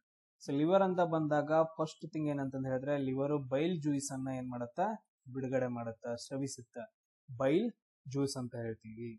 ಸೊ ಇದು ಯಾವ್ದ್ರ ಮುಖಾಂತರ ಮಾಡುತ್ತ ಅಂತಂದ್ ಹೇಳಿದ್ರೆ ಹೆಪಾಟಿಕ್ ಸೆಲ್ಗಳಿಂದ, ಹೆಪಾಟಿಕ್ ಸೆಲ್ಸ್ ಗಳ ಮುಖಾಂತರ ಏನಾಗತ್ತ, ಬೈಲ್ ಜ್ಯೂಸ್ ಬಿಡುಗಡೆ ಆಗತ್ತ. ಇದು ಜ್ಯೂಸ್ ಏನ್ ಆಗತ್ತ ಅಂತಂದ್ ಹೇಳಿದ್ರೆ ಆಹಾರದ ಜೊತೆಗೆ ಜಾಯಿನ್ ಆಗಿ ಮುಂದೆ ಕ್ರಿಯೆಗಳು ನಡೀತಾ ಹೋಗ್ತಾವ. ಫಸ್ಟ್ ನೆನ್ಪಿಟ್ಕೊಡ್ರಿ, ಲಿವರ್ ಮುಖಾಂತರ, ಯಕೃತದ ಮುಖಾಂತರ ಬೈಲ್ ಜ್ಯೂಸ್ ಏನಾಗತ್ತೆ, ಸೀಕ್ರೇಷನ್ ಆಗತ್ತ. ಸೊ ಅದೇ ತರ ನೋಡ್ರಿ, ಇನ್ನೊಂದು ತುಂಬಾ ಇಂಪಾರ್ಟೆಂಟ್, ಪ್ಯಾಂಕ್ರಿಯಾಸ್, ಮೆದೋಜೀರಕ ಗ್ರಂಥಿ. ಸೊ ಮೆದೋಜೀರಕ ಗ್ರಂಥಿ, ಸೊ ಇದ್ರದ್ ಕೆಲಸ. ಅದಕ್ಕಿಂತ ಮುಂಚೆ ನೋಡ್ರಿ, ಬೈಲ್ ಜ್ಯೂಸ್ ಕೆಲಸ ಏನ್ ನೋಡ್ರಿ, ಫುಡ್ ಅನ್ನ ಏನ್ ಮಾಡುತ್ತೆ, ಇದು ಅಲ್ಕಲೈನ್ ಆಗಿ ಕನ್ವರ್ಟ್ ಮಾಡುತ್ತೆ, ಅಲ್ಕಲೈನ್ ಫುಡ್ ಆಗಿ ಕನ್ವರ್ಟ್ ಮಾಡುತ್ತೆ. ಸೊ ಇದನ್ನ ನೆನ್ಪಿಟ್ಕೊಡ್ರಿ. ಪ್ಯಾಂಕ್ರಿಯಾಸ್, ಮೆದೋಜೀರಕ ಗ್ರಂಥಿ. ಇಲ್ಲಿ ಏನಾಗತ್ತ, ಇಲ್ಲೂ ಕೂಡ ಏನಾಗತ್ತ ಅಂದ್ರೆ ಒಂದು ಲೋಳೆ ಅಂತ ಪದಾರ್ಥ ಅಂತ ಹೇಳ್ತೀವಿ, ಲೋಳೆ ಅಂತ ಪದಾರ್ಥನೋ ಅಥವಾ ಜ್ಯೂಸ್ ಅಂತಂದು ಹೇಳ್ತೀವಿ. ಸೊ ಇಲ್ಲೂ ಕೂಡ ಏನಂದ್ರೆ ಪ್ಯಾಂಕ್ರಿಯಾಟಿಕ್ ಜ್ಯೂಸ್ ಬಿಡುಗಡೆ ಆಗುತ್ತೆ, ಪ್ಯಾಂಕ್ರಿಯಾಟಿಕ್ ಜ್ಯೂಸ್ ಬಿಡುಗಡೆ ಆಗುತ್ತೆ. ಸೊ ನಮ್ಗೆ ಇಲ್ಲಿ ಕ್ವಶನ್ ಏನ್ ಕೇಳಿದ ಅಂತಂದು ಹೇಳಿದ್ರೆ, ಪ್ಯಾಂಕ್ರಿಯಾಟಿಕ್ ಜ್ಯೂಸ್ ಅದನ್ನ ಸ್ಟಿಮ್ಯುಲೇಟ್ ಮಾಡೋ ಹಾರ್ಮೋನ್ಸ್, ಸ್ಟಿಮ್ಯುಲೇಟ್ ಮಾಡೋ ಎಂಜೈಮ್ಸ್ ಗಳು ಯಾವ್ದು ಅಂತ ಕೇಳಿದಾರೆ. ಸ್ಟಿಮ್ಯುಲೇಟ್ ಮಾಡೋ ಎಂಜೈಮ್ಸ್ ಗಳು ಯಾವ್ಯಾವ ಅಂತ ಕೇಳಿದ್ರೆ, ಫಸ್ಟ್ ಒನ್ ಸೀಕ್ರೆಟಿನ್, ಫಸ್ಟ್ ಒನ್ ಸೀಕ್ರೆಟಿನ್. ಆಮೇಲೆ ಇನ್ನೊಂದು ಬರುತ್ತಾ ಕೊಲೆಸಿಸ್ಕೋಟಿನ್ ಅಂತ ಬರುತ್ತೆ, ಕೊಲೆಸಿಸ್ಕೋಟಿನ್ ಅಂತ ಹೇಳ್ತೀವಿ. ಸೊ ಇದನ್ನ ನಾವು ನೆನ್ಪಿಟ್ಕೋಬೇಕು ಇವೆರಡು ಸ್ಟಿಮ್ಯುಲೇಟ್ ಆಗೋದ್ರಿಂದ ಏನಾಗತ್ತ, ಪ್ಯಾಂಕ್ರಿಯಾಟಿಕ್ ಜ್ಯೂಸ್ ಬಿಡುಗಡೆ ಆಗತ್ತ. ಸೊ ಅದೇ ತರ ನೋಡ್ರಿ, ಹೆಪಾಟಿಟಿಕ್ ಸೆಲ್ಸ್ ಗಳಿಂದ ಏನಾಗತ್ತ, ಬೈಲ್ ಜ್ಯೂಸ್ ಬಿಡುಗಡೆ ಆಗತ್ತೆ. ಅದ ನೋಡ್ರಿ ಜಠರದಲ್ಲಿ ಬರೋ ಇನ್ನೊಂದು ಜ್ಯೂಸ್ ಬರುತ್ತೆ, ಅದ್ ಯಾವ್ದಂತ ಹೇಳಿದ್ರೆ gastric juice, gastric juice. So ಇದು ನಮ್ ಕುಡಿಯಾಕ ಬರಂಗಿಲ್ಲ, ಇದೇನಂತಂದ್ರೆ ದೇಹದೊಳಗೆ ಬಿಡುಗಡೆ ಆಗತ್ತೆ. ಇದೇನಂದ್ರೆ ಈಗ ಹೆಂಗ್ ನಾವು ಊಟ ಮಾಡಿದ ತಕ್ಷಣ ನಮ್ಮ ಬಾಯಲ್ಲಿ ಲಾಲಾರಸ ಹೆಂಗ್ ಬಿಡುಗಡೆ ಆಗತ್ತಲ್ಲ, ಲಾಲಾರಸ ಅಂದ್ರೆ ನಾವು ಜೊಲ್ ಅಂತ ಹೇಳ್ತೀವಿ. ಸೊ ಅದೇನಂತ ಹೇಳಿದ್ರೆ ಮಿಕ್ಸ್ ಆಗಿ ಸರಾಗವಾಗಿ ಅನ್ನನಾಳದಿಂದ ಮುಖಾಂತರ ಜಠರಕ್ಕೆ ಹೋಗುತ್ತೆ. ಈ ತರ ಏನಂತ ಹೇಳಿದ್ರೆ ಫುಡ್ ಜೊತೆ, ಆಹಾರದ ಜೊತೆ ಎಲ್ಲ ಜ್ಯೂಸ್ಗಳು ಏನಾಗ್ತಾವ ಅಂತ ಹೇಳಿದ್ರೆ ಸೇರಿ ಸಂಕೀರ್ಣ ಪದಾರ್ಥಗಳು ಏನಾಗ್ತಾವ ಅಂದ್ರೆ ಸರಳ ಪದಾರ್ಥಗಳಿಗೆ ಕನ್ವರ್ಟ್ ಆಗ್ತಾವ. ಅದಕ್ಕೋಸ್ಕರ ಇವು ಏನಂತ ಹೇಳಿದ್ರೆ ಒಂದೊಂದು ಭಾಗ ಒಂದೊಂದು ಜ್ಯೂಸ್ ಗಳನ್ನ ಬಿಡುಗಡೆ ಮಾಡ್ತಾ ಇರುತ್ತೆ, ಗ್ಯಾಸ್ಟ್ರಿಕ್ ಜ್ಯೂಸ್ ಅಂತ ಹೇಳ್ತೀವಿ.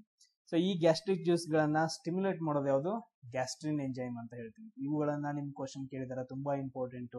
ಗ್ಯಾಸ್ಟ್ರಿನ್, ಸೀಕ್ರೆಟಿನ್, ಕೊಲೆಸಿಸ್ಕೋಟಿನ್, ಅದಾದ ನಂತರ ಹೆಪಟೈಟಿಸ್ ಸೆಲ್ಸ್ ಗಳು. ಸೊ ಇವು ನೆನ್ಪಿಟ್ಕೊಳ್ಳಿ. ಸೊ ನೆಕ್ಸ್ಟ್ ನೋಡ್ರಿ, ಲಾರ್ಜ್ ಇಂಟೆಸ್ಟೈನ್ ಆಮೇಲೆ small intestine. So large intestine work ಏನು, ಅದಾದ ನಂತರ ಸ್ಮಾಲ್ ಇಂಟೆಸ್ಟೈನ್ ವರ್ಕ್ ಏನು ಅಂತ ನೋಡ್ಕೊಂಡು ಹೋಗೋಣ. ಇಲ್ಲೇ ನೋಡ್ಕೊಡ್ರಿ ಸ್ವಲ್ಪ. ಲಾರ್ಜ್ ಇಂಟೆಸ್ಟೈನ್ ಏನ್ ಮಾಡತ್ತೆ ಅಂತ ಹೇಳಿದ್ರೆ ನೀರು ಮತ್ತು ಸಮ್ ಮೆಡಿಸಿನ್ಸ್ ಗಳನ್ನ ಏನ್ ಮಾಡತ್ತೆ, ಹೀರಿಕೆ ಮಾಡ್ಕೊಳತ್ತ. ಸೊ ಅದೇ ತರ ಸ್ಮಾಲ್ ಇಂಟೆಸ್ಟೈನ್ ಏನ್ ಮಾಡತ್ತ, ಕಂಪ್ಲೀಟ್ ಡೈಜೆಸ್ಟಿವ್ ಸಿಸ್ಟಮ್ ಇಲ್ಲೇ ನಡೆಯುತ್ತೆ, ಕಂಪ್ಲೀಟ್ ಡೈಜೆಸ್ಟಿವ್ ಸಿಸ್ಟಮ್. ಅದಾದಂದ್ರೆ ಇನ್ನೊಂದ್ ಏನ್ ಹೇಳ್ತೀವಿ ಅಂದ್ರೆ small intestine largest part of elementary canal ಅಂತ ಹೇಳ್ತೀವಿ, largest part of elementary canal ಅಂತ ಹೇಳ್ತೀವಿ. ಆಮೇಲೆ ಇನ್ನೊಂದ್ ಏನಂತ ಹೇಳಿದ್ರೆ ಕಂಪ್ಲೀಟ್ ಫುಡ್ ಅಬ್ಸಾರ್ಬೇಷನ್ ಕೂಡ ಇಲ್ಲೇ ಆಗತ್ತೆ.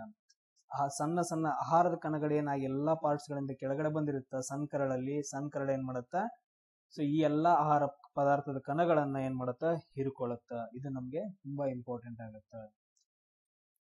ಸೊ ನೆಕ್ಸ್ಟ್ ನೋಡ್ರಿ, ಮಾನವನ ಜೀರ್ಣಾಂಗ ಯಾವ ತರ ನಡೆಯುತ್ತೆ, ಏನೇನಿಲ್ಲ ಅಂತ ಹೇಳಿ ನಾವು ಒಂದೊಂದಾಗಿ ಸ್ಟಡಿ ಮಾಡ್ತಾ ಹೋಗೋಣ. ಸೊ ಮಾನವನ ಜೀರ್ಣಾಂಗ ಡೈಜೆಸ್ಟಿವ್ ಸಿಸ್ಟಮ್.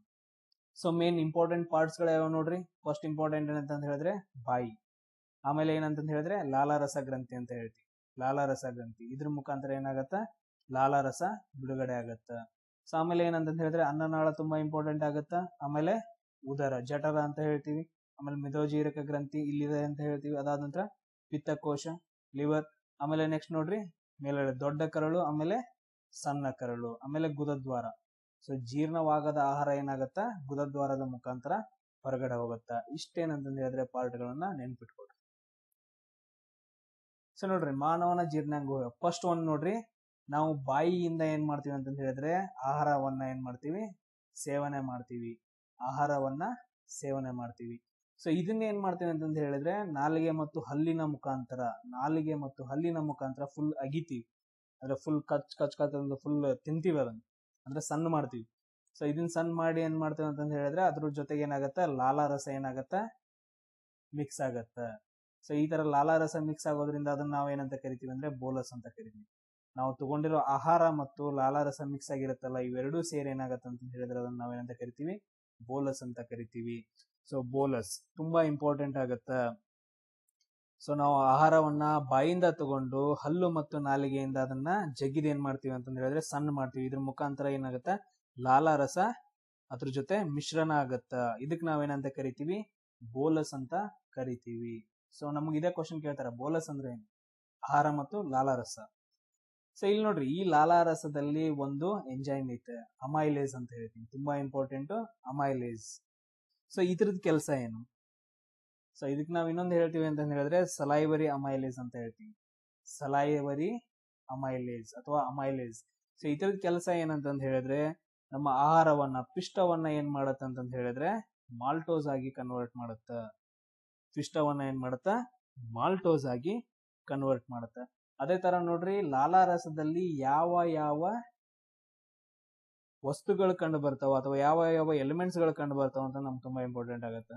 ಸೊ Na+ ಕಂಡು ಬರುತ್ತಾ, K+ ಕಂಡು ಬರುತ್ತಾ ಅಂದ್ರೆ ಸೋಡಿಯಂ, ಪೊಟ್ಯಾಷಿಯಮ್, ಅದೇ ತರ ಕ್ಲೋರಿನ್.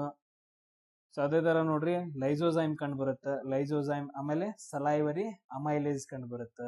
ಸೊ ಇವೆಲ್ಲ ಸೇರಿ ಏನಂತ ಹೇಳಿದ್ರೆ ನಾವು ಅದನ್ನ ಲಾಲಾರಸ ಅಂತ ಕರಿತೀವಿ. ಈಗ ನೋಡ್ರಿ, ಸಲೈವರಿ ಅಮೈಲೇಸ್ ಏನ್ ಮಾಡುತ್ತಾ, ಪಿಷ್ಟವನ್ನ ಮಾಲ್ಟೋಸ್ ಆಗಿ ಕನ್ವರ್ಟ್ ಮಾಡುತ್ತಾ. ಬಾಯಿಯಲ್ಲಿ ಪಿಷ್ಟವನ್ನ ಮಾಲ್ಟೋಸ್ ಆಗಿ ಕನ್ವರ್ಟ್ ಮಾಡೋ ಎಂಜೈಮ್ ಯಾವುದು ಅಂತ ಕೇಳಿದ್ರೆ ಸಲೈವರಿ ಎಂಜೈಮ್. ಅದೇ ತರ ಲೈಸೋಸೈಮ್ ಕೆಲಸ ಏನು, ಬಾಯಿಯಲ್ಲಿರುವ ಅಂದ್ರೆ ಆಹಾರದಲ್ಲಿರುವ ಕೆಲವು ಬ್ಯಾಕ್ಟೀರಿಯಾಗಳನ್ನ ಏನ್ ಮಾಡುತ್ತಾ, ಇದು ಕೊಲ್ಲುತ್ತ. ಯಾವುದು? ಲೈಸೋಸೈಮ್. ಇದನ್ನ ಮಾತ್ರ ನೆನ್ಪಿಟ್ಕೊಳ್ರಿ. ಅದಾದ ನಂತರ ಏನ್ ಮಾಡತ್ತಂತ ಹೇಳಿದ್ರೆ ಆಹಾರ ಕೆಳಗಡೆ ಬರುತ್ತೆ. ಕೆಳಗಡೆ ಬಂದ ತಕ್ಷಣ ಏನಂತ ಹೇಳಿದ್ರೆ ಇಲ್ಲೆರಡು ಶ್ವಾಸಕೋಶಗಳಿದಾವೆ, ನಾವು ಗಾಳಿಯನ್ನ ತಗೊಂತೀವಿ. ಸೊ ಇದನ್ನ ಮತ್ತು ಅನ್ನನಾಳವನ್ನ ಸಪರೇಟ್ ಮಾಡೋದು, ಗಾಳಿ ಮತ್ತು ಆಹಾರವನ್ನ ಸಪರೇಟ್ ಮಾಡೋ ಅಂಗಾಂಶ ಯಾವ್ದಂತ ಹೇಳಿದ್ರೆ ಎಪಿಗ್ಲಾಟಿಸ್ ಅಂಗಾಂಶ. ಇದನ್ನು ಕೂಡ ಕ್ವಶನ್ ಕೇಳಿದಾರ. ಇವಾಗ ಏನ್ ನಾನು ಎಕ್ಸ್ಪ್ಲೈನ್ ಮಾಡ್ತಿದ್ದೀನಿ ಇವುಗಳನ್ನ ಎಲ್ಲವನ್ನ ಏನ್ ಮಾಡಿದೆ ಅಂತ ಹೇಳಿದ್ರೆ ಆಲ್ರೆಡಿ ಕ್ವಶನ್ಸ್ ಗಳನ್ನ ಕೇಳಿದ್ರೆ ಎಪಿಗ್ಲಾಟಿಸ್ ಅಂಗಾಂಶ ಅಂತ ಹೇಳ್ತೀವಿ. ಸೊ ಅದೇನಾಗುತ್ತೆ ಅಂತ ಹೇಳಿದ್ರೆ ನೆಕ್ಸ್ಟ್ ಎಪಿಗ್ಲಾಟಿಸ್ ಅಂಗಾಂಶ ಇಲ್ಲಿ ಏನಂತ ಹೇಳಿದ್ರೆ ಈ ಕಡೆ ಗಾಳಿ ಹೋಗುತ್ತೆ, ಈ ಕಡೆ ಆಹಾರ ಕೆಳಗಡೆ ಬರ್ತಾ ಇರುತ್ತೆ. ಅದೇ ಹೇಳ್ತೀವಿ, ಊಟ ಮಾಡುವಾಗ ಮಾತಾಡಕ್ ಹೋಗ್ಬೇಡ್ರಿ, ತುತ್ ಸಿಗುತ್ತೆ ಅಂತ ಹೇಳ್ತೀವಿ ಗಂಟಲ್ದಾಗ. ಇಲ್ಲಿ ಧ್ವನಿ ಪೆಟ್ಟಿಗೆ ಇರ್ತಿಲ್ಲ ಅಂತ ಹೇಳಿದ್ರೆ ಒಳಗಡೆ ಹೋಗಿ ಒಂದ್ ಅನ್ನದ ಹಳ್ಳಿಯಲ್ಲಿ ಸ್ವಲ್ಪ ಇದು ಏನಾದ್ರು ತಾಕಿದ್ರೆ ಅಂತ ಏನಾಗುತ್ತೆ, ಒಂಥರ ಟಸ್ಕೆ ಹೊಡೆದಂಗ ಆಗುತ್ತ. ಸೊ ಎಪಿಗ್ಲಾಟಿಕ್ ಅಂಗಾಂಶ ಏನ್ ಮಾಡುತ್ತ, ಗಾಳಿ ಮತ್ತು ಆಹಾರವನ್ನ ಸಪರೇಟ್ ಮಾಡುತ್ತ. ಸೊ ನೆಕ್ಸ್ಟ್ ನೋಡ್ರಿ, ತುಂಬಾ ಇಂಪಾರ್ಟೆಂಟ್, ಅನ್ನನಾಳದ ಮುಖಾಂತರ. ನೆಕ್ಸ್ಟ್ ನೋಡ್ರಿ, ಅನ್ನನಾಳದ ಮುಖಾಂತರ ಪೆರಿಸ್ಟಾಲಿಸಿಸ್ ಚಲನೆ ಮುಖಾಂತರ ಏನಾಗತ್ತೆ ಅಂತ ಹೇಳಿದ್ರೆ ಆಹಾರವು ಜಠರಕ್ಕೆ ಹೋಗಿ ಏನಾಗತ್ತೆ, ಸೇರುತ್ತೆ. ಸೊ ಪೆರಿಸ್ಟಾಲಿಸಿಸ್ ಚಲನೆ ಅಂತಂತ ಹೇಳಿದ್ರೆ ನೋಡೋಣ. ಸೊ ನೋಡ್ರಿ, ಅನ್ನನಾಳದ ಮುಖಾಂತರ ಪೆರಿಸ್ಟಾಲಿಸಿಸ್ ಚಲನೆ ಮುಖಾಂತರ ಏನಾಗತ್ತೆ, ಆಹಾರವು ಜಠರಕ್ಕೆ ಹೋಗಿ ಸೇರುತ್ತೆ. ಸೊ ನೋಡ್ರಿ, ಪೆರಿಸ್ಟಾಲಿಸಿಸ್ ಪ್ರೊಸೆಸ್ ಅಂದ್ರೆ ಏನು, ಪೆರಿಸ್ಟಾಲಿಸಿಸ್ ಚಲನೆ ಅಂದ್ರೆ ಏನು ನಾವು ನೋಡ್ತಾ ಹೋಗೋಣ. ಇದೇನಂತ ಹೇಳಿದ್ರೆ ಅನ್ನನಾಳ ಅನ್ಕೊಡ್ರಿ, ಅನ್ನನಾಳ.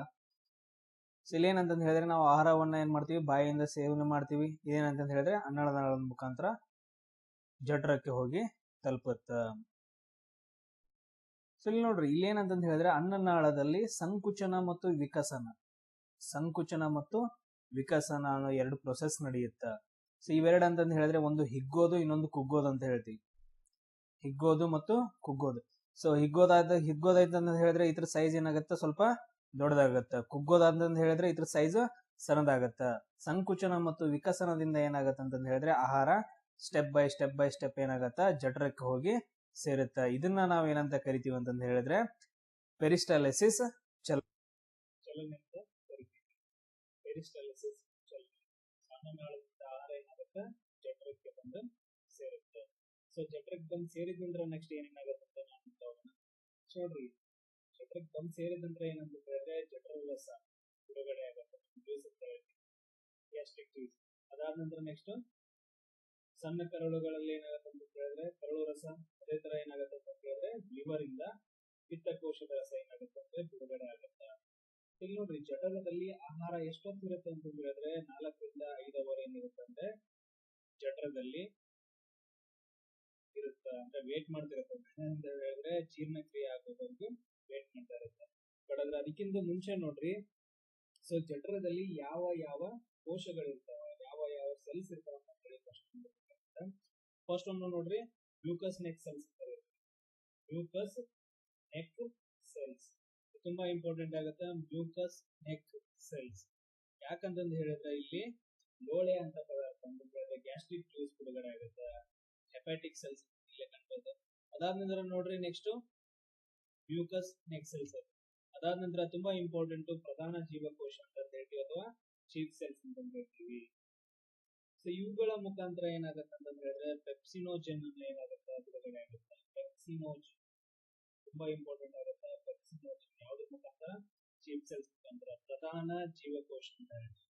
ಅದಾದ ನಂತರ ತುಂಬಾ ಇನ್ನೊಂದು ಇಂಪಾರ್ಟೆಂಟ್ ಅಂದ್ರೆ ಪರಿಧಿಯ ಜೀವಕೋಶ ಅಂತ ಹೇಳ್ತೀವಿ, ಪೆರಿಟಿಯಲ್ ಸೆಲ್ಸ್ ಅಂತ ಹೇಳ್ತೀವಿ, ಪೆರಿಟಿಯಲ್ ಸೆಲ್ಸ್. ಸೊ ಏನಂತ ಹೇಳಿದ್ರೆ ಇದ್ರ ಮುಖಾಂತರ HCl ಮತ್ತು ಆಂತರಿಕ ಅಂಶ ಅಂತ ಹೇಳ್ತೀವಿ, ಇಂಟ್ರೆನ್ಸಿಕ್ ಫ್ಯಾಕ್ಟರ್ ಅಂತ ಹೇಳ್ತೀವಿ. ಇವೆರಡು ಬಿಡುಗಡೆ ಆಗ್ತಾವ, HCl. ಇವೆಲ್ಲವೂ ಸೇರಿ ಅಂತ ನಾವೇನಂತ ಹೇಳ್ತೀವಿ, ಜಠರ ರಸ ಅಂತ ಹೇಳ್ತೀವಿ. ಜಠರ ರಸ ಬಿಡುಗಡೆ ಆಗುತ್ತೆ. ಜಠರ ರಸ ಏನಾಗತ್ತ, ಇಲ್ಲಿ ನೋಡ್ರಿ, ಬಾಯಿಯಿಂದ ಬಂದಾಗ ನಾವು ಅದನ್ನ ಆಹಾರವನ್ನ ಏನಂತ ಕರಿತೀವಿ, ನಾವು ಬೋಲಸ್ ಅಂತ ಕರಿತೀವಿ. ಸೊ ಇಲ್ಲಿ ಜಠರ ರಸದ ಮುಖಾಂತರ, ಜಠರ ರಸ ಸೇರಿದ ನಂತರ ಅದನ್ನ ನಾವು ಏನಂತ ಕರಿತೀವಿ, ಕೈಮ್ ಅಂತ ಕರಿತೀವಿ. ಸೊ ನೆಕ್ಸ್ಟ್ ಪಾಯಿಂಟ್ ಇದೆ ನೋಡ್ರಿ, ಬೋಲಸ್ ಏನಾಗುತ್ತೆ ಅಂತ ಹೇಳಿದ್ರೆ ಜಠರ ರಸದ ಜೊತೆ ಸೇರಿ ಅದನ್ನ ನಾವು ಏನಂತ ಕರಿತೀವಿ, ಕೈಮ್ ಅಂತ ಕರಿತೀವಿ. ಇದು ತುಂಬಾ ಇಂಪಾರ್ಟೆಂಟ್ ಆಗುತ್ತೆ. ಆಲ್ರೆಡಿ ಕ್ವಶನ್ಸ್ ಗಳನ್ನ ಕೇಳಿದ್ದಾರೆ. ಅದಾದ ನಂತರ ಜಠರ ರಸದಲ್ಲಿ ಕಂಡು ಬರುವ ಎಂಜೈಮ್ಸ್ ಪೆಪ್ಸಿನ್ ಆಮೇಲೆ ರೆನಿನ್, ಪೆಪ್ಸಿನೋಜನ್ ಅಂತ ಹೇಳ್ತೀವಿ. ಪೆಪ್ಸಿನ್ ಮತ್ತು ರೆನಿನ್ ಇವೆರಡು ಎಂಜೈಮ್ಸ್ ಗಳು ಜಠರದಲ್ಲಿ ಕಂಡು ಬರ್ತಾವ.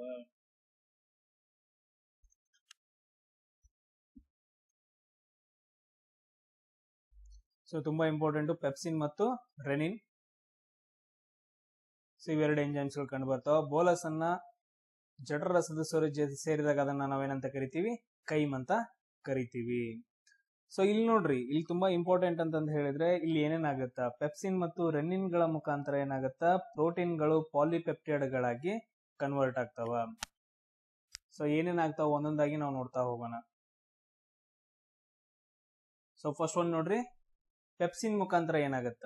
ಸೊ ಪೆಪ್ಸಿನ್ ಮುಖಾಂತರ ಏನಾಗತ್ತ ಅಂತಂದ ಹೇಳಿದ್ರೆ ಪ್ರೋಟೀನ್ಗಳು ಏನಾಗ್ತಾವ, ಪಾಲಿಪೆಪ್ಟೈಡ್ ಗಳಾಗಿ ಕನ್ವರ್ಟ್ ಆಗ್ತಾವ. ಪಾಲಿಪೆಪ್ಟೈಡ್ ಗಳಾಗಿ ಕನ್ವರ್ಟ್ ಆಗ್ತಾವ. ಅದೇ ತರ ನೋಡ್ರಿ, ರೆನಿನ್ ಕೆಲಸ ಏನಂತಂದ ಹೇಳಿದ್ರೆ ಹಾಲಿನಲ್ಲಿರುವ ಪ್ರೋಟೀನ್ ಏನಾಗತ್ತ, ಹಾಲಿನಲ್ಲಿರುವ ಪ್ರೋಟೀನ್ ಏನಾಗತ್ತ ಅಂತಂದ ಹೇಳಿದ್ರೆ ಮೊಸರಾಗಿ ಕನ್ವರ್ಟ್ ಆಗತ್ತ. ಹಾಲಿನಲ್ಲಿರುವ ಪ್ರೋಟೀನ್ ಏನಾಗತ್ತ ಅಂತಂದ ಹೇಳಿದ್ರೆ ಮೊಸರಾಗಿ ಕನ್ವರ್ಟ್ ಆಗುತ್ತೆ. ಪೆಪ್ಸಿನ್ ಮತ್ತು ರೆನಿನ್ ನ ಕೆಲಸ ಇದು. ಸೊ ಇವೆಲ್ಲವೂ ಸೇರಿರುವ ಆಹಾರವನ್ನ ನಾವೇನಂತ ಕರಿತೀವಿ, ಕೈಮ್ ಅಂತ ಕರಿತೀವಿ. ಏನಾಗುತ್ತೆ ನೆಕ್ಸ್ಟ್, ಸಣ್ಣ ಕರುಳಿಗೆ ಟ್ರಾನ್ಸ್ಫರ್ ಆಗುತ್ತ. ಸೊ ನೋಡ್ರಿ, ಇಲ್ಲಿ ಸಣ್ಣ ಕರಳು ಟ್ರಾನ್ಸ್ಫರ್ ಆದ ತಕ್ಷಣ ಏನಾಗುತ್ತೆ ಅಂತಂದ ಹೇಳಿದ್ರೆ ಸಣ್ಣ ಕರಳಲ್ಲಿ ಆಹಾರದ ಜೊತೆಗೆ ಪಿತ್ತರಸ, ಮೆದೋಜೀರಕ ರಸ ಮತ್ತು ಕರಳು ರಸಗಳು ಏನಾಗ್ತಾವ ಅಂತಂದ ಹೇಳಿದ್ರೆ ಸೇರ್ತವ. ಸೊ ಪಿತ್ತರಸ ಏನ್ ಮಾಡುತ್ತ, ಮೇಧಸ್ಸನ್ನ ಸಣ್ಣ ಕಣಗಳಾಗಿ ಏನ್ ಮಾಡತ್ತ ಅಂದ್ರೆ ಡಿವೈಡ್ ಮಾಡುತ್ತೆ. ನೋಡ್ರಿ, ಇಲ್ಲಿ ನಮ್ ಕ್ವಶನ್ ಏನ್ ಕೇಳಿದಾರ ಅಂತಂದ ಹೇಳಿದ್ರೆ ಪಿತ್ತರಸದಲ್ಲಿರುವ ಮೇಲ್ ಪಿಗ್ಮೆಂಟ್ ಗಳು ಏನೇನು ಅಂತ ಕೇಳಿದಾರ. ಬೈಲ್ ಪಿಗ್ಮೆಂಟ್ ಗಳು, ಬೈಲ್ ಜ್ಯೂಸ್ ಅಲ್ಲಿರೋ ಬೈಲ್ ಪಿಗ್ಮೆಂಟ್ ಗಳು ಯಾವ್ಯಾವ ಅಂತ ಕೇಳಿದಾರ. ಸೊ ಯಾವುದು, ಬಿಲಿರುಬಿನ್ ಮತ್ತು ಬಿಲಿವಿರಿಡಿನ್ ಅಂತ ಹೇಳಿ. ಬಿಲಿರುಬಿನ್, ಸೊ ಇನ್ನೊಂದು ಯಾವುದು ಬಿಲಿವಿರಿಡಿನ್.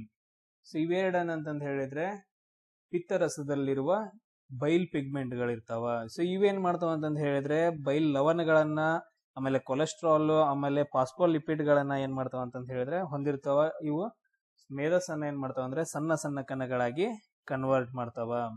ಸೊ ಕೊಬ್ಬಿನ ಪದಾರ್ಥಗಳನ್ನ ಸಣ್ಣ ಕಲ್ಲಿಲ ಕಣಗಳಾಗಿ ಏನ್ ಮಾಡ್ತಾವ, ಕನ್ವರ್ಟ್ ಮಾಡ್ತಾವ. ಸೊ ನೆಕ್ಸ್ಟ್ ನೋಡ್ರಿ, ಮೆದೋಜೀರಕ ರಸ. ಸೊ ಇಲ್ಲಿ ಏನಂತಂದ ಹೇಳಿದ್ರೆ ಇಲ್ಲಿ ಎರಡು ಎಂಜೈಮ್ಗಳು ಬರ್ತಾವ, ಒಂದು ಅಮೈಲೇಸ್ ಮತ್ತು ಇನ್ನೊಂದು ಲೀಪೇಸ್ ಬರುತ್ತ. ಸೊ ಅಮೈಲೇಸ್ ಮತ್ತು ಲೀಪೇಸ್. ಅಮೈಲೇಸ್ ಏನ್ ಮಾಡತ್ತ, ಪಿಷ್ಟವನ್ನ ಮಾಲ್ಟೋಸ್ ಆಗಿ ಕನ್ವರ್ಟ್ ಮಾಡತ್ತ. ಲೀಪೇಸ್ ಏನ್ ಮಾಡತ್ತ, ಸಂಕೀರ್ಣ ಮೇಧಸ್ಸನ್ನ ಸರಳ ಮೇಧಸ್ಸಾಗಿ ಏನ್ ಮಾಡತ್ತ, ಕನ್ವರ್ಟ್ ಮಾಡತ್ತ. ಸೊ ಅದಾದ ನಂತರ ನೋಡ್ರಿ ಇನ್ನೊಂದು ಬರುತ್ತ, ಕರಳು ರಸ ಅಂತ ಹೇಳ್ತೀವಿ. ಸೊ ಇಲ್ಲಿ ಏನಂತಂದ ಹೇಳಿದ್ರೆ ತುಂಬಾ ಎಂಜೈಮ್ಸ್ ಗಳು ಕಂಡು ಬರ್ತಾವ. ಫಸ್ಟ್ ಒಂದು ಮ್ಯಾಲ್ಟೇಸು, ಸುಕ್ರೇಜು, ಲ್ಯಾಕ್ಟೇಸು, ಪೆಪ್ಟೈಡೇಸು ಮತ್ತು ಲೀಪೇಸು. ಅದ್ರಲ್ಲಿ ತುಂಬಾ ಇಂಪಾರ್ಟೆಂಟ್ ಅಂತಂದ ಹೇಳಿದ್ರೆ ಒಂದು ಕಂಡು ಬರುತ್ತಾ, ಎಂಟೆರೋಕೈನೇಸ್ ಅಂತ ಬರುತ್ತ.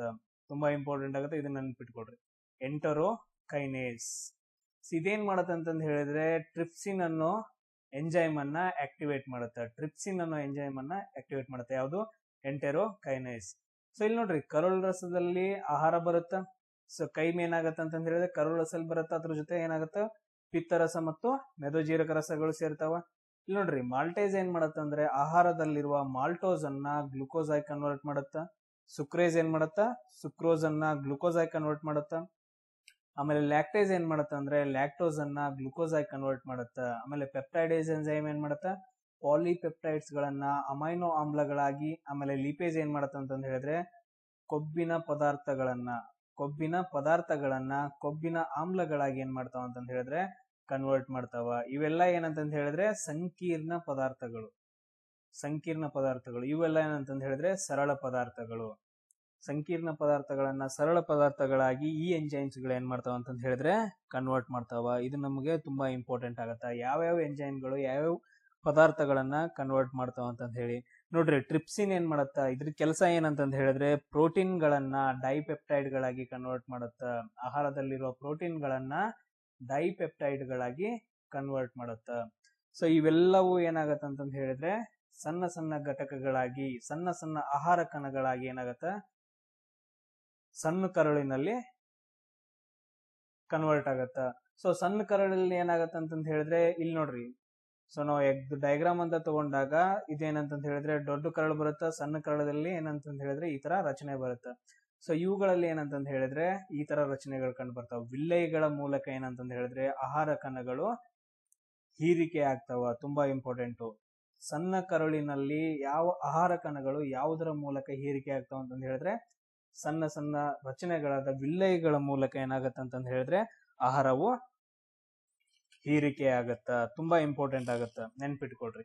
ಸೊ ಅದಾದ ನಂತರ ನೆಕ್ಸ್ಟ್ ಏನಾಗತ್ತಂತ, ಇಲ್ಲಿ ಹೀರಿಕೆಯಾಗಿರುವ ಆಹಾರ ಕಣಗಳು ಏನಾಗ್ತಾವ ಅಂತ ಹೇಳಿದ್ರೆ ಪರಿಚಲಾಂಗದ ಮೂಲಕ ದೇಹದ ಇತರ ಭಾಗಗಳಿಗೆ ಏನಾಗತ್ತ, ಟ್ರಾನ್ಸ್ಫರ್ ಆಗತ್ತ. ಸೊ ಇಲ್ಲಿ ನೋಡ್ರಿ, ಹೀರಿಕೆ ಅಂದ್ರೆ ನಮ್ಗೆ ಏನಾಗತ್ತೆ, ಹೀರಿಕೆಯಾದ ಆಹಾರ ಏನಾಗತ್ತ ಅಂತ ಹೇಳಿದ್ರೆ ದೇಹದ ಎಲ್ಲಾ ಭಾಗಗಳಿಗೆ ಹೋಯ್ತು. ಇನ್ನು ನೋಡ್ರಿ, ಪಚನವಾಗದ ಆಹಾರ ಏನಾಗತ್ತ ಅಂತ ಹೇಳಿದ್ರೆ ನೆಕ್ಸ್ಟ್ ದೊಡ್ಡ ಕರಳಿಗೆ ಹೋಗುತ್ತೆ.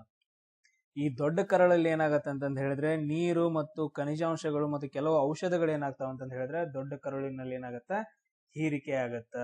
ಸೊ ಅದಾದ ನಂತರ ನೆಕ್ಸ್ಟ್ ಏನ್ ನೋಡ್ರಿ, ನೀರು ಮರು ಹೀರಿಕೆ ಆಗತ್ತ ಅಂತ ಹೇಳಿದ್ರೆ ಅದೇ ತರ ಖನಿಜ ಲವಣಾಂಶಗಳು ಹೀರಿಕೆ ಆಗ್ತಾವ, ಕೆಲವು ಔಷಧಗಳು ದೊಡ್ಡ ಕರುಳಿನಲ್ಲಿ ಹೀರಿಕೆ ಆಗ್ತಾವ. ಸೊ ಇದಾದ ನಂತರ ನೆಕ್ಸ್ಟ್ ನೋಡ್ರಿ, ಉಳಿದ ತ್ಯಾಜ್ಯ ಏನಾಗತ್ತ ಅಂತಂದ್ ಹೇಳಿದ್ರೆ ಗುರುದ್ವಾರದ ಮುಖಾಂತರ ವಿಸರ್ಜನೆ ಆಗತ್ತ. ಸೊ ಉಳಿದ ತ್ಯಾಜ್ಯವನ್ನ ನಾವೇನಂತ ಕರಿತೀವಿ, ಮಲ ಅಂತ ಕರಿತೀವಿ. ಸೊ ಅದೇನ್ ಮಾಡೋದು, ಮಾರ್ನಿಂಗ್ ಎದ್ದ ತಕ್ಷಣ ಟಾಯ್ಲೆಟ್ ಅಂತ ಹೇಳ್ತೀವಿ, ಟಾಯ್ಲೆಟ್ಗೆ ಹೋಗ್ತೀವಿ, ಅದನ್ನ ನಾವೇನಂತ ಹೇಳ್ತೀವಿ ಅಂದ್ರೆ ಮಲ ಅಂತ ಹೇಳ್ತೀವಿ.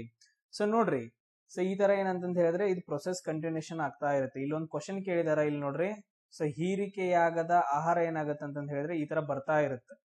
ಸೊ ಏನಂದ್ರೆ ಜೀರ್ಣಕ್ರಿಯೆಯಾಗಿ ಇಲ್ಲಿಂದ ಬರ್ತಾ ಇರುತ್ತೆ. ಸೊ ಇಲ್ಲಿ ನೋಡ್ರಿ, ಅದು ಹಿಂದೆ ಹೋಗಬಾರ್ದು ಅಂತ ಹೇಳಿ ಅಂದ್ರೆ ಹಿಮ್ಮುಖ ಚಲನೆಯನ್ನ, ಹಿಮ್ಮುಖ ಹರಿವನ್ನ ಏನ್ ಮಾಡತ್ತ ಅಂತಂದ್ ಹೇಳಿದ್ರೆ ಒಂದು ಕವಾಟ ಇರುತ್ತ. ಆ ಕವಾಟಕ್ಕೆ ನಾವ್ ಏನಂತ ಕರಿತೀವಿ ಅಂದ್ರೆ ಇಲಿಯೋಸಿಕಲ್ ಕವಾಟ ಅಂತ ಹೇಳ್ತೀವಿ. ಇಲಿಯೋಸಿಕಲ್ ಕವಾಟ ಏನ್ ಮಾಡತ್ತ ಅಂತ ಹೇಳಿದ್ರೆ ಮಲದ ಹಿಮ್ಮುಖ ಚಲನೆಯನ್ನ ತಡೆಗಟ್ಟತ್ತ. ಸೊ ಇದನ್ನ ನಾವ್ ಏನ್ ಮಾಡ್ಬೇಕಂತಂದ್ ಹೇಳಿದ್ರೆ ಡೀಟೇಲ್ ಆಗಿ ಒಂದ್ ಸ್ವಲ್ಪ ನೋಡ್ಕೋಬೇಕಾಗತ್ತ. ಇಲ್ಲಿ ನೋಡ್ರಿ, ಆಹಾರದಲ್ಲಿರೋ ಏನೇ ಇರ್ಲಿ, ಪ್ರೋಟೀನ್ಸ್ ಇರ್ಲಿ, ಕಾರ್ಬೋಹೈಡ್ರೇಟ್ಸ್ ಇರ್ಲಿ, ಕೊಬ್ಬು ಇರ್ಲಿ, ಯಾವ್ ಬೇಕಾದ್ ನೀವ್ ಏನ್ ಬೇಕಾದ್ ತಿಂದ್ರು ಕೂಡ ಈ ಎಂಜೈಮ್ಗಳ ಮುಖಾಂತರ ಅಥವಾ ಈ ಜ್ಯೂಸ್ಗಳ ಮುಖಾಂತರ, ಸೊ ಗ್ಯಾಸ್ಟ್ರಿಕ್ ಜ್ಯೂಸ್ ಆಗ್ಲಿ, ಪಿತ್ತರ ಇದೆ ನೋಡ್ರಿ, ಕರಳು ರಸ ಆಗ್ಲಿ, ಇವುಗಳ ಮುಖಾಂತರ ಏನಾಗ್ತಾವ ಅಂದ್ರೆ ಸಣ್ಣ ಸಣ್ಣ ಆಹಾರದ ಕಣಗಳಾಗಿ ಏನಾಗತ್ತ, ಕನ್ವರ್ಟ್ ಆಗತ್ತ. ಸೊ ಇದಕ್ಕೆ ನಾವ್ ಏನಂತ ಕರಿತೀವಿ ಅಂದ್ರೆ ಜೀರ್ಣಕ್ರಿಯೆ ಅಂತ ಕರಿತೀವಿ. ಇಲ್ಲಿ ನೋಡ್ರಿ, ಸೊ ಇದೇನಂತಂದ್ ಹೇಳಿದ್ರೆ ನಮ್ದು ಜೀರ್ಣಕ್ರಿಯೆ ಏನೇನಾಯ್ತು ಅಂತ ಹೇಳಿ. ಸೊ ಜೀರ್ಣಾಂಗ ಉವ್ಯಕ್ಕೆ ಯಾವ ರೋಗಗಳು ಬರ್ತಾವ, ಸೊ ಅದನ್ನ ನಾವು ಒಂದ್ ಸ್ವಲ್ಪ ನೋಡ್ಕೋಬೇಕಾಗತ್ತ. ನಾವು ಆಗ್ಲೇ ಹೇಳಿದ್ವಿ ಪರಾವಲಂಬಿ ಜೀವಿಗಳಂತ ಹೇಳಿದ್ವಿ. ಯಾವ ಪರಾವಲಂಬಿ ಜೀವಿಗಳು? ಸೊ ಫಾರ್ ಎಕ್ಸಾಂಪಲ್ ಲಾಡಿ ಹುಳ ಆಗಿರ್ಬೋದು, ದುಂಡು ಹುಳ ಆಗಿರ್ಬೋದು, ದಾರದ ಹುಳ ಅಂದ್ರೆ ಥ್ರೆಡ್ ವಾರ್ಮ್ ಆಗಿರ್ಬೋದು, ಆಮೇಲೆ ಪಿನ್ ವಾರ್ಮ್, ಇವುಗಳೇನ್ ಮಾಡ್ತಾವ ಅಂತಂದ್ ಹೇಳಿದ್ರೆ ರೋಗಗಳನ್ನ ಕಂಡು ಬರ್ತಾವ. ಸೊ ಇವುಗಳೆಲ್ಲಾದ್ರೂ ಎಂಟ್ರಿ ಆದ್ರೆ ಜಠರಕ್ಕೆ ರೋಗಗಳು ಕಂಡು ಬರ್ತಾವ, ಸಣ್ಣ ಕರುಳಿನಲ್ಲಿ, ದೊಡ್ಡ ಕರುಳಿನಲ್ಲಿ. ಆಮೇಲೆ ಇನ್ನೊಂದು ತುಂಬಾ ಇಂಪಾರ್ಟೆಂಟ್ ಅಂತ ಹೇಳಿದ್ರೆ ಕಾಮಾಲೆ ಅಂತ ಹೇಳ್ತೀವಿ, ಜಾಂಡಿಸ್, ಇಂಗ್ಲಿಷ್ ಅಲ್ಲಿ ಜಾಂಡಿಸ್ ಅಂತ ಹೇಳ್ತೀವಿ. ಸೊ ಇದೇನಂತಂದ್ ಹೇಳಿದ್ರೆ ಪಿತ್ತ ವರ್ಣಿಕೆಗಳು ಕಂಡು ಬರ್ತಾವ. ಸೊ ಪಿತ್ತರಸಲ್ಲಿ ಏನಂತಂದ್ ಹೇಳಿದ್ರೆ ವರ್ಣಿಕೆಗಳು ಕಂಡು ಬರ್ತಾವ, ಇವುಗಳ ಶೇಖರಣೆ ಆಗತ್ತ. ಸೊ ಈ ತರ ಶೇಖರಣೆ ಆಗೋದ್ರಿಂದ ಏನಾಗತ್ತ ಅಂತಂದ್ ಹೇಳಿದ್ರೆ ಚರ್ಮ ಮತ್ತು ಕಣ್ಣಿನ ಬಣ್ಣ ಏನಾಗತ್ತ, ಹಳದಿ ಆಗತ್ತ. ಇದಕ್ಕೆ ನಾವೇನಂತ ಕರಿತೀವಿ ಅಂದ್ರೆ ಕಾಮಾಲೆ ಅಂತ ಕರಿತೀವಿ. ಸೊ ಇದೊಂದು ರೋಗ. ಅದಾದ ನಂತರ ನೆಕ್ಸ್ಟ್ ಏನಂತಂದ್ ಹೇಳಿದ್ರೆ ನಾವು ಕರೆಕ್ಟ್ ಆಗಿ ಊಟ ಮಾಡ್ಲಿಲ್ಲ, ಕರೆಕ್ಟ್ ಆಗಿ ಸಡನ್ ಆಗಿ ತುಂಬಾ ತಿಂದ್ವಿ, ಕರೆಕ್ಟ್ ಆಗಿ ಪಚನ ಕ್ರಿಯೆ ಆಗ್ಲಿಲ್ಲ ಅಂತಂದ್ ಹೇಳಿದ್ರೆ ವಾಂತಿ ಬರಾಕ್ ಹಿಡಿದೈತಿ. ಕರೆಕ್ಟಾ? ಸೊ ಏನಂತಂದ್ ಹೇಳಿದ್ರೆ ಕರೆಕ್ಟ್ ಆಗಿ ಆಹಾರ ಜೀರ್ಣ ಆಗ್ಲಿಲ್ಲ ಅಂತಂದ್ ಹೇಳಿದ್ರೆ ಏನಂತಂದ್ ಹೇಳಿದ್ರೆ ವಾಮಿಟಿಂಗ್ ಸೆನ್ಸೇಷನ್ ಬರುತ್ತೆ. ಆಮೇಲೆ ಇನ್ನೊಂದ್ ನೋಡ್ರಿ, ಡಯೇರಿಯಾ ಬರುತ್ತೆ. ಡಯೇರಿಯಾ ಅಂತಂದ್ ಹೇಳ್ತೀವಿ, ಆಮಶಂಕೆ ಅಂತಂದ್ ಹೇಳ್ತೀವಿ. ಇದೇನಂತಂದ್ ಹೇಳಿದ್ರೆ ಸಣ್ಣ ಕರುಳಿನಲ್ಲಿ ಅಥವಾ ದೊಡ್ಡ ಕರುಳಿನಲ್ಲಿ ಕರೆಕ್ಟ್ ಆಗಿ ಚಲನೆ ಆಗ್ಲಿಲ್ಲ ಅಂತಂದ್ ಹೇಳಿದ್ರೆ, ಆಹಾರದ ಚಲನೆ ಕರೆಕ್ಟ್ ಆಗಿ ಆಗ್ಲಿಲ್ಲ ಅಂತಂದ್ ಹೇಳಿದ್ರೆ ಸೊ ಏನಾಗತ್ತೆ, ಡಯೇರಿಯಾ ಬರುತ್ತೆ. ಆಮೇಲೆ ಇನ್ನೊಂದ್ ನೋಡ್ರಿ, ಮಲಬದ್ಧತೆ ಅಂದ್ರೆ ಟಾಯ್ಲೆಟ್ ಆಗಂಗಿಲ್ಲ. ಸೊ ದೊಡ್ಡ ಕರುಳಲ್ಲಿ ಏನಾಗತ್ತೆ ಅಂತಂದ್ ಹೇಳಿದ್ರೆ ಟಾಯ್ಲೆಟ್ ಶೇಖರಣೆ ಆಗೋದನ್ನ ನಾವು ಮಲಬದ್ಧತೆ ಅಂತ ಕರಿತೀವಿ, ಕಾನ್ಸ್ಟಿಪೇಷನ್ ಅಂತ ಕರಿತೀವಿ. ಆಮೇಲೆ ಇನ್ನೊಂದು ಇಂಡೈಜೆಷನ್, ಏನ್ ಸಿಕ್ಕೈತಿ ಬಾ ಅಂತ ಹೇಳಿ ಫುಲ್ ತಿಂದ್ಬಿಡೋದು, ಏನೇನ್ ಸಿಗುತ್ತಲ್ಲ ಅದನ್ನೆಲ್ಲ ತಿಂದ್ಬಿಡ್ತಾರೆ. ಏನಾಗುತ್ತೆ ಅಂದ್ರೆ ಕರೆಕ್ಟ್ ಆಗಿ ಜೀರ್ಣಕ್ರಿಯೆ ಆಗಿಲ್ಲ. ನಾವು ಎಷ್ಟು ಆಹಾರವನ್ನ ತಗೋಬೇಕು, ನಮ್ಗೆ ಎಷ್ಟು ಕ್ಯಾಲೋರಿ ಎನರ್ಜಿ ನೀಡಿರುತ್ತ ಅಷ್ಟು ಮಾತ್ರ ನಾವ್ ಏನ್ ಮಾಡ್ಬೇಕಂತಂದ್ ಹೇಳಿದ್ರೆ ಕರೆಕ್ಟೇ ಆಹಾರವನ್ನು ತಿನ್ಬೇಕಾಗತ್ತೆ. ಈಗ ನೋಡ್ರಿ ಫುಲ್ ತಿಂದ್ಬಿಟ್ಟಿರ್ತಾರ, ಹೊಟ್ಟೆ ತುಂಬಾ ಫುಲ್ ತಿಂದಿರ್ತಾರ, ಅವ್ರಿಗೆ ಸ್ಟಾರ್ಟ್ ಆಗದಿತ್ತು ಆಮೇಲೆ ಏನಂದ್ರೆ ಫುಲ್ ಪ್ರೆಷರ್ ಸ್ಟಾರ್ಟ್ ಆಗತ್ತೆ, ಮಾನಸಿಕ ಒತ್ತಡ, ಆಮೇಲೆ ಏನಾಗತ್ತ ಒಂಥರ ಫುಡ್ ಪಾಯ್ಸನಿಂಗ್ ಆಗತ್ತ. ಆಮೇಲೆ ಏನಂತಂದ್ ಹೇಳಿದ್ರೆ ಫುಲ್ ತ್ರಾಸ ಆಗಕ್ ಹಿಡಿದೈತಿ, ಟೆನ್ಷನ್ ಆಗಕ್ ಹಿಡಿದೈತಿ, ಒಟ್ಟ ನಡ್ಯಾಕ್ ಬರಂಗಿಲ್ಲ, ಕುಂಡಾಕ್ ಬರಂಗಿಲ್ಲ, ಎಲ್ಲೂ ಸಮಾಧಾನ ಇರಂಗಿಲ್ಲ. ಸೊ ಇಂಡೈಜೆಷನ್ ಆಗೈತಂದ್ರೆ ಇವುಗಳನ್ನ ನೀವು ಸ್ವಲ್ಪ ನೋಡ್ಕೋಬೇಕಾಗತ್ತ, ಯಾವ ರೋಗಗಳು ಬರ್ತಾವ. ಆಮೇಲೆ ನೋಡ್ರಿ ಸಣ್ಣ ಸಣ್ಣ ಮಕ್ಕಳಲ್ಲಿ ಪ್ರೋಟೀನ್ ಅಪೌಷ್ಟಿಕತೆ ಇತ್ತಂದ್ರ, ಪ್ರೋಟೀನ್ ಅಪೌಷ್ಟಿಕತೆ ಎಲ್ಲಾದ್ರೂ ಕಂಡು ಬಂತಂದ್ರೆ, ಕರೆಕ್ಟ್ ಆಗಿ ಊಟ ಕರೆಕ್ಟ್ ಆಗಿ ಸಿಗ್ಲಿಲ್ಲ, ಪೌಷ್ಟಿಕತೆ ಕರೆಕ್ಟ್ ಆಗಿ ಸಿಗ್ಲಿಲ್ಲ ಅಂದ್ರೆ 2 ರೋಗಗಳು ಬರ್ತಾವ. ಒಂದು ಮರಾಸ್ಮಸ್ ಸಣ್ಣ ಮಕ್ಕಳಲ್ಲಿ, ಒಂದು ಮರಾಸ್ಮಸ್, ಇನ್ನೊಂದು ಕ್ವಾಶಿಯೋರ್ಕರ್ ಅಂತ ಹೇಳ್ತೀವಿ, ಕ್ವಾಶಿಯೋರ್ಕರ್. ಸೊ ಇವುಗಳನ್ನ ನೆನ್ಪಿಟ್ಕೊಡ್ರಿ, ಒಂದು ಮರಾಸ್ಮಸ್, ಇನ್ನೊಂದು ಕ್ವಾಶಿಯೋರ್ಕರ್. ಎಲ್ಲಿ ಬರ್ತಾವ? ಸಣ್ಣ ಮಕ್ಕಳಲ್ಲಿ ಕಂಡು ಬರ್ತಾವ. ಯಾವ್ದ್ರ ಮುಖಾಂತರ? ಪ್ರೋಟೀನ್ ಪೌಷ್ಟಿಕತೆ ಅಂದ್ರೆ ಅಪೌಷ್ಟಿಕತೆ ಏನಂತಂದ್ರೆ ಜಾಸ್ತಿ ಆಯ್ತು ಅಂತ ಹೇಳಿದ್ರೆ ಮರಾಸ್ಮಸ್ ಮತ್ತು ಕ್ವಾಶಿಯೋರ್ಕರ್ 2 ರೋಗಗಳು ಕಂಡು ಬರ್ತಾವ. ಸೊ ಇದೇನಂತಂದ್ ಹೇಳಿದ್ರೆ ಟೋಟಲ್ ಆಗಿ ನಮ್ದು ಜೀರ್ಣಾಂಗ ಏನೇನ್ ನಡೀತಾವ ಅಂತಂದ್ ಹೇಳಿ. ಸೊ ಇಲ್ಲಿ ನೋಡ್ರಿ ನಿಮ್ಗೆ ಇನ್ನೊಂದು ಕ್ವಶನ್, ನಾವು ಹೇಳಿದ್ವಿ ಸಸ್ಯಗಳ ಯಾವ ಜೀರ್ಣಕ್ರಿಯೆ ಹೆಂಗ್ ನಡೆಯುತ್ತೆ, ಏನೇನ್ ಆಗತ್ತೆ ಅಂತ ನಾವು ಹೇಳಿದ್ವಿ. ಬಟ್ ಅದ್ರ ಒಂದ್ ನೋಡ್ರಿ ಇಲ್ಲಿ ನಿಮ್ಗೆ ತುಂಬಾ ಇಂಪಾರ್ಟೆಂಟ್ ಆಗತ್ತ. ಸೊ ಸಸ್ಯಗಳಲ್ಲಿ ಕಂಡು ಬರುವ ಹಾರ್ಮೋನ್ಸ್ ಗಳು ಯಾವ್ಯಾವ ಅಂತ ಕೇಳ್ಬೋದು ನಿಮ್ ಕ್ವಶನ್. ಆ ಹಾರ್ಮೋನ್ಸ್ ಕೆಲಸ ಏನಂತ ಕೇಳ್ಬೋದು. ಸೊ ಯಾವ್ಯಾವ ಬರ್ತಾವ ನೋಡ್ರಿ ಹಾರ್ಮೋನ್ಸ್ ಗಳಂತ ಬಂದಾಗ, ಒಂದು ಆಕ್ಸಿನ್ಸ್ ಅಂತ ಬರುತ್ತೆ, ಆಕ್ಸಿನ್ಸ್ ಅಥವಾ ಆಕ್ಸಿನ್ಸ್. ಆಮೇಲೆ ಸೆಕೆಂಡ್ ಒನ್ ನೋಡ್ರಿ ಗಿಬ್ಬರ್ ಲೈನ್ಸ್ ಅಂತ ಬರುತ್ತೆ, ಗಿಬ್ಬರ್ ಲೈನ್ಸ್. ಅದಾದ ನಂತರ ನೆಕ್ಸ್ಟ್ ಇನ್ನೊಂದು ಬರುತ್ತೆ ಸೈಟೋಕೈನಿನ್ ಅಂತ ಹೇಳ್ತೀವಿ ನಾವು, ಸೈಟೋಕೈನಿನ್. ಆಮೇಲೆ ಅಬ್ಸೆಸಿಕ್ ಅಸಿಡ್ ಅಂತ ಹೇಳ್ತೀವಿ, ಅಬ್ಸೆಸಿಕ್ ಅಸಿಡ್. ಆಮೇಲೆ ಲಾಸ್ಟ್ ಬರೋದು ಇಥೈಲಿನ್ ಅಂತ ಹೇಳ್ತೀವಿ. ನೋಡ್ರಿ ಇಥೈಲಿನ್ ನಾವು ಏನ್ ಮಾಡ್ತೀವಿ ಅಂತಂದ ಹೇಳಿದ್ರೆ ರೈಫನಿಂಗ್ ಆಫ್ ಫ್ರೂಟ್ಸ್ ಅಂತ ಹೇಳ್ತೀವಿ. ಒಂದು ಹಸಿ ಫ್ರೂಟ್ ಇರುತ್ತೆ, ಅದನ್ನ ನಾವೇನ್ ಮಾಡ್ತೀವಿ, ಹಣ್ಣಾಗಕ್ಕೆ ಏನ್ ಮಾಡ್ತೀವಿ, ಯೂಸ್ ಮಾಡ್ತೀವಿ, ಇಥೈಲಿನ್ ಅನ್ನ ಯೂಸ್ ಮಾಡ್ತೀವಿ. ಅದೇ ತರ ಆಕ್ಸಿನ್ ಆಗ್ಲಿ, ಆಮೇಲೆ ಗಿಬ್ಬರ್ ಲೈನ್ಸ್ ಆಗ್ಲಿ, ಸೈಟೋಕೈನಿನ್, ಅಬ್ಸೆಸಿಕ್ ಅಸಿಡ್, ಇವುಗಳು ಎಲ್ಲೆಲ್ಲಿ ಏನೇನಾಗುತ್ತೆ, ಅವ್ರದ್ದು ವರ್ಕ್ ಏನಂತ ನೋಡ್ಕೊಡಿ. ಸೊ ಇದ್ರ ಮೇಲೆ ಕಂಟಿನ್ಯೂಸ್ ಆಗಿ ನಿಮ್ಗೆ ಕ್ವಶನ್ ಕೇಳಿದ್ರೆ ಯಾವ್ದ್ರ ಮೇಲೆ? ಸಸ್ಯಗಳಲ್ಲಿ ಕಂಡು ಬರುವ ಹಾರ್ಮೋನ್ಸ್ ಗಳು ಇವು. ಸೊ ಇವುಗಳನ್ನ ನಾವು ಮತ್ತೆ ನೆಕ್ಸ್ಟ್ ಕ್ಲಾಸ್ ಅಲ್ಲಿ ಆ ಚಾಪ್ಟರ್ ಬಂದಾಗ ನಾವು ಡಿಸ್ಕಷನ್ ಮಾಡ್ತಾ ಹೋಗೋಣ. ಸೊ ಎಲ್ರಿಗೂ ಕರೆಕ್ಟ್ ಆದ ಮಾಹಿತಿ ಅನ್ಕೊಂತೀನಿ, ಎಲ್ರಿಗೂ ಯೂಸ್ ಆಗುತ್ತೆ. ಮುಂದೆ ಬರುವ PSI ಅಥವಾ PC ಎಕ್ಸಾಮ್ಸ್ ಗಳಾಗ್ಲಿ, KAS ಎಕ್ಸಾಮ್ಸ್ ಗಳಾಗ್ಲಿ, ಸೊ ಎಲ್ರಿಗೂ ಎಕ್ಸ್ಪ್ಲನೇಷನ್ ತಿಳಿದಿದೆ ಅನ್ಕೊಂತೀನಿ. ಸೊ ಕಮೆಂಟ್ ಬಾಕ್ಸ್ ಅಲ್ಲಿ ನಿಮ್ಗೆ ಏನಾದ್ರು ಬೇರೆ ಏನಾದ್ರು ಸಬ್ಜೆಕ್ಟ್ ನೀಡಿದ್ರೆ, ಸೊ ಇನ್ನೂ ಡೀಟೇಲ್ ಆಗಿ ನೀಡಿದ್ರೆ ಎಲ್ರು ಕಮೆಂಟ್ ಬಾಕ್ಸ್ ಅಲ್ಲಿ ಕಮೆಂಟ್ ಹಾಕಿ. ಅದೇ ತರ ಎಲ್ರಿಗೂ ಶೇರ್ ಮಾಡಿ, ಸಬ್ಸ್ಕ್ರೈಬ್ ಆಗಿ. ಸೊ ಏನೋ ಒಂದು ಹೊಸದಾಗಿರೋ ಏನೋ ಒಂದು ಪ್ಲಾನ್ ಮಾಡ್ತಾ ಇದೀವಿ, ಸೊ ಎಲ್ರಿಗೂ ಹೋಗಿ ಸಿಗ್ಲಿ ಅಂತಂದೇಳಿ. ನಾವು ಯಾಕಂತಂದ್ ಹೇಳಿದ್ರೆ ಬಯಾಲಜಿ ಕ್ವಶನ್ಸ್ ಗಳನ್ನ ಜಾಸ್ತಿ ಇವಾಗ ಕೇಳ್ತಾ ಇದ್ದಾರೆ. ಸೊ ಎಲ್ಲಾ ಹುಡುಗರಿಗೆ ಕರೆಕ್ಟ್ ಆಗಿ ಗೊತ್ತಿಲ್ಲ, ಹಳ್ಳಿಗಳಲ್ಲಿ ಎಷ್ಟೋ ನಮ್ ತರ ಹುಡುಗರು ಇದಾವ. ಸೊ ಅವ್ ಬಯಾಲಜಿ ಅಂದ್ರೆ ನೆಟ್ ಗೊತ್ತಿಲ್ಲ, ಬಯಾಲಜಿ ಸೈನ್ಸ್ ಅನ್ಕಜಿಗೆ ಹಿಂಸರಿದಾವ. ಸೊ ಏನು ಇಲ್ಲ, ನಾವ್ ಏನೇನ್ ಡೇ ಟು ಡೇ ಲೈಫ್ ನಾಗ ಏನೇನ್ ಮಾಡ್ತೀವಿ ಅದ್ರ ಬಗ್ಗೆ ನಾನು ಎಕ್ಸ್ಪ್ಲೇನ್ ಮಾಡ್ಕೊಂಡು ಎಕ್ಸಾಂಪಲ್ ಕೊಡ್ಕೊತ ಹೋಗ್ತಾನೆ, ಅವುಗಳನ್ನ ಮಾತ್ರ ನೀವು ಸ್ಟಡಿ ಮಾಡ್ರಿ. ಸೊ ಅವುಗಳಲ್ಲಿರೋ ಕ್ವಶನ್ಸ್ ಗಳು ಬರ್ತಾವ. ಸೊ ಎಲ್ರಿಗೂ ಶೇರ್ ಮಾಡಿ, ಅದೇ ತರ ಸಬ್ಸ್ಕ್ರೈಬ್ ಆಗಿ. ಸೊ ನೆಕ್ಸ್ಟ್ ಕ್ಲಾಸ್ ಅಲ್ಲಿ ಮತ್ತೆ ನಾನು ಚಾಪ್ಟರ್ 4 ತಗೊಂಡ್ ಬರ್ತೀನಿ. ಸೊ ಎಲ್ರಿಗೂ ಅಲ್ಲಿವರೆಗೂ ಶೇರ್ ಅಂಡ್ ಸಬ್ಸ್ಕ್ರೈಬ್ ಮಾಡ್ತಾ ನಿಮ್ ಸ್ಟಡಿನ ಕರೆಕ್ಟ್ ಆಗಿ ಮಾಡ್ತಾ ಹೋಗ್ರಿ. ಸಿಗೋಣ. Thank you.